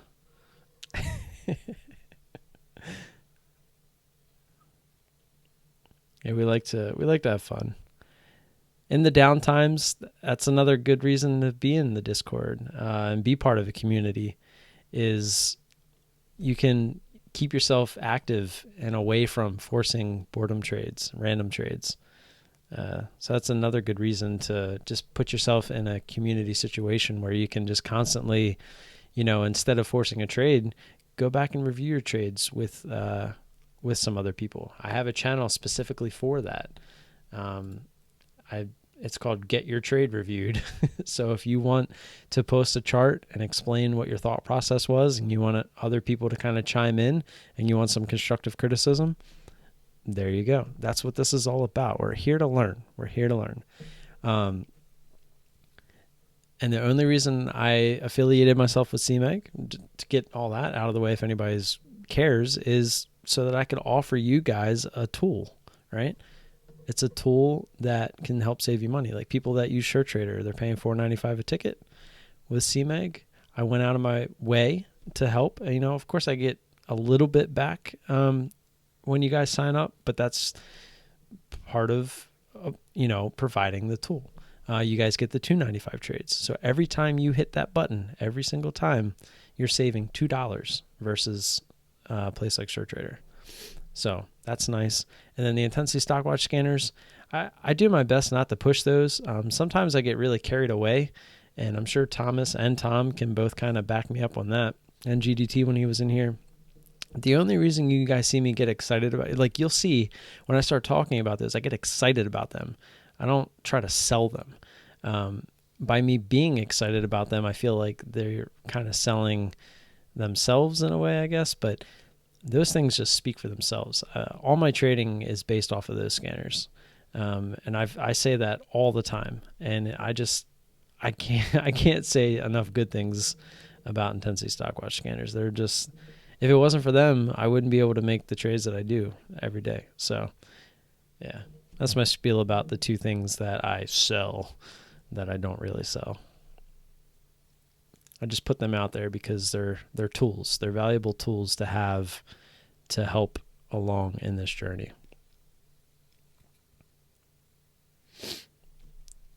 I just can't wait till we hit 1,000 subs so we can get that YouTube money. I was looking at I randomly at some point, hey, we got another subscriber back, so we can not have to figure out how to delete off of the thing there. But I watched a video on like how much money you make off of YouTube, and I found a couple of videos where it was people that had like 100,000 plus subscribers, and they were showing you how much they made, and they're just like, oh my God, I can't believe I make this much money on YouTube. And it's like, well, yeah, you got 100,000 subscribers. And it's like, so I found some where it was like 2,000 to like 5,000. And it's just like, if people only knew that unless you're up at 100,000, some people might have the hopes and dreams, but, I try to be a realist. I don't ever really think that I'm going to get to that point, but hey, if it does, then awesome, but not expecting it. You're not getting it. Like the amount of time and effort I put into this channel for myself, I would say 90% of the reason I do this is for myself. But the other 10%, knowing that I can try to help others along and, help new guys come along and hopefully avoid the other channels and come to my channel to kind of get the real information. And hopefully one day I can just be like a one-stop shop. Hopefully I can have content for anything and everything that, people want to really learn about and, know that it's coming from somebody that is truthful and transparent and somebody that's not going to bullshit and tell you things to sell you something.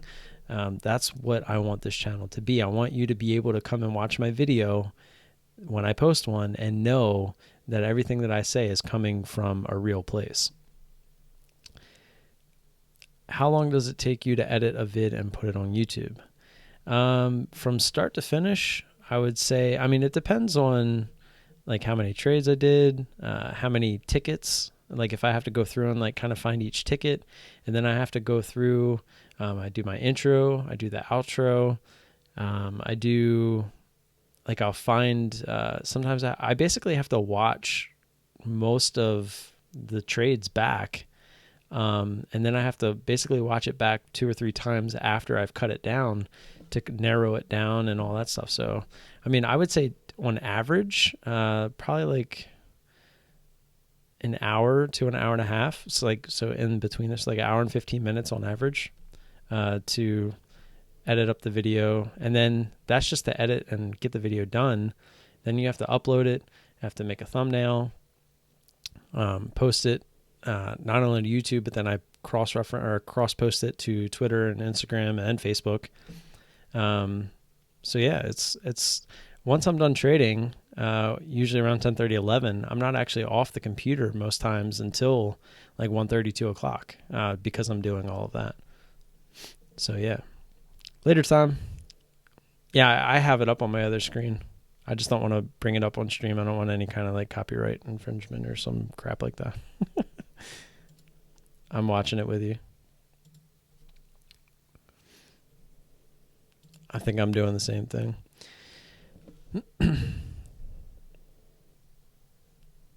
So yeah, I mean, it's a lot of work that goes into it.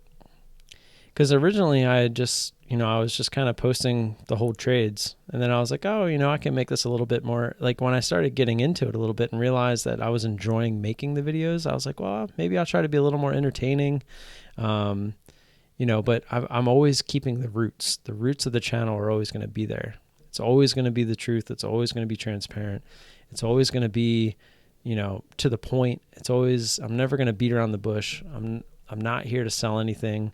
Even call this what you will, but even if in the future, say this channel took off, right? And I'm talking like, say 10 years from now, that I'm an established trader who's making good money. That I have, say, thousands of people coming to me saying, you should have a chat room, you should have a chat room, you should have a chat room, whatever. Okay, say 10 years from now, I say, okay, I'm going to have a chat room. I would never promote it.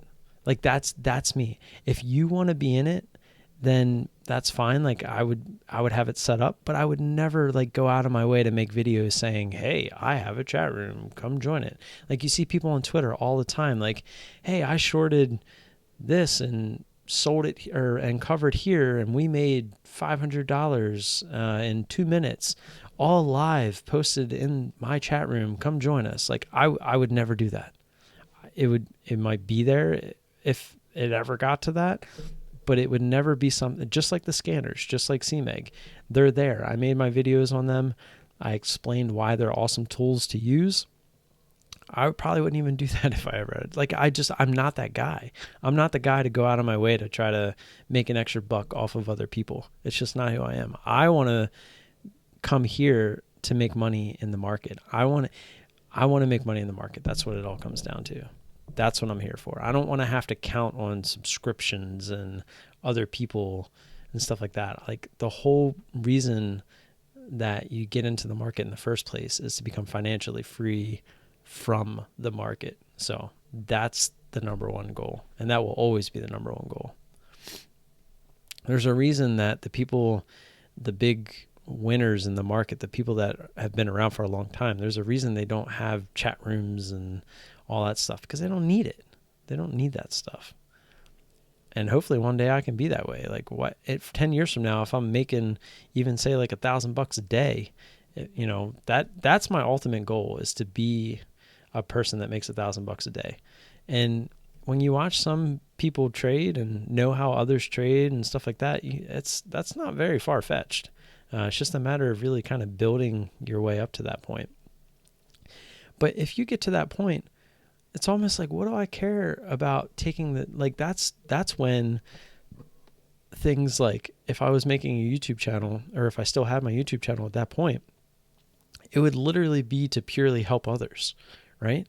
It wouldn't be, I would have no use for it at that point. Why, if I'm making $1,000 a day, that's way more than enough for me and my family, to have to worry about anything else. So at that point, it would just literally be, if I'm on YouTube, it's to help, which is why I'm here now. And that's why I said the roots are never going to change.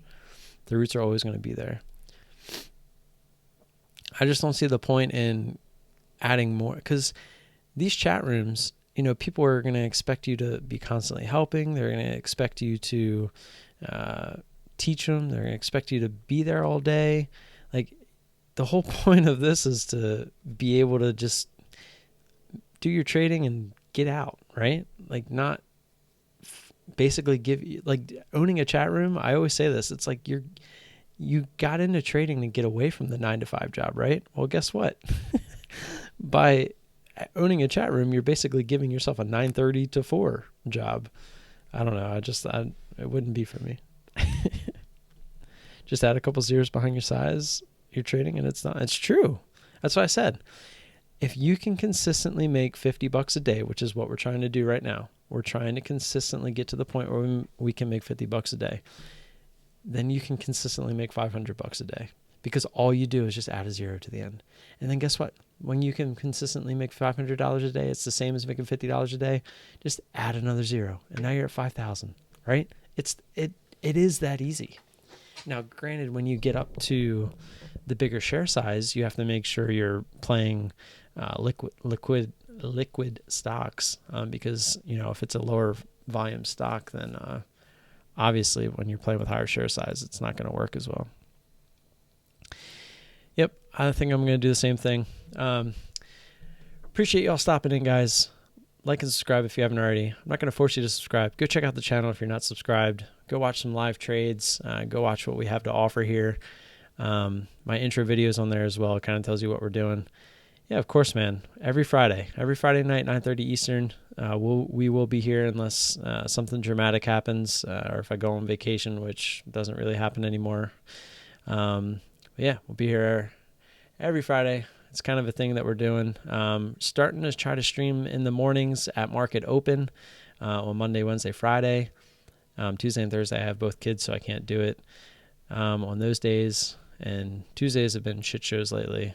But yeah, have a good weekend, guys. If you have any questions or comments that you think of, feel free to stop by in the Discord.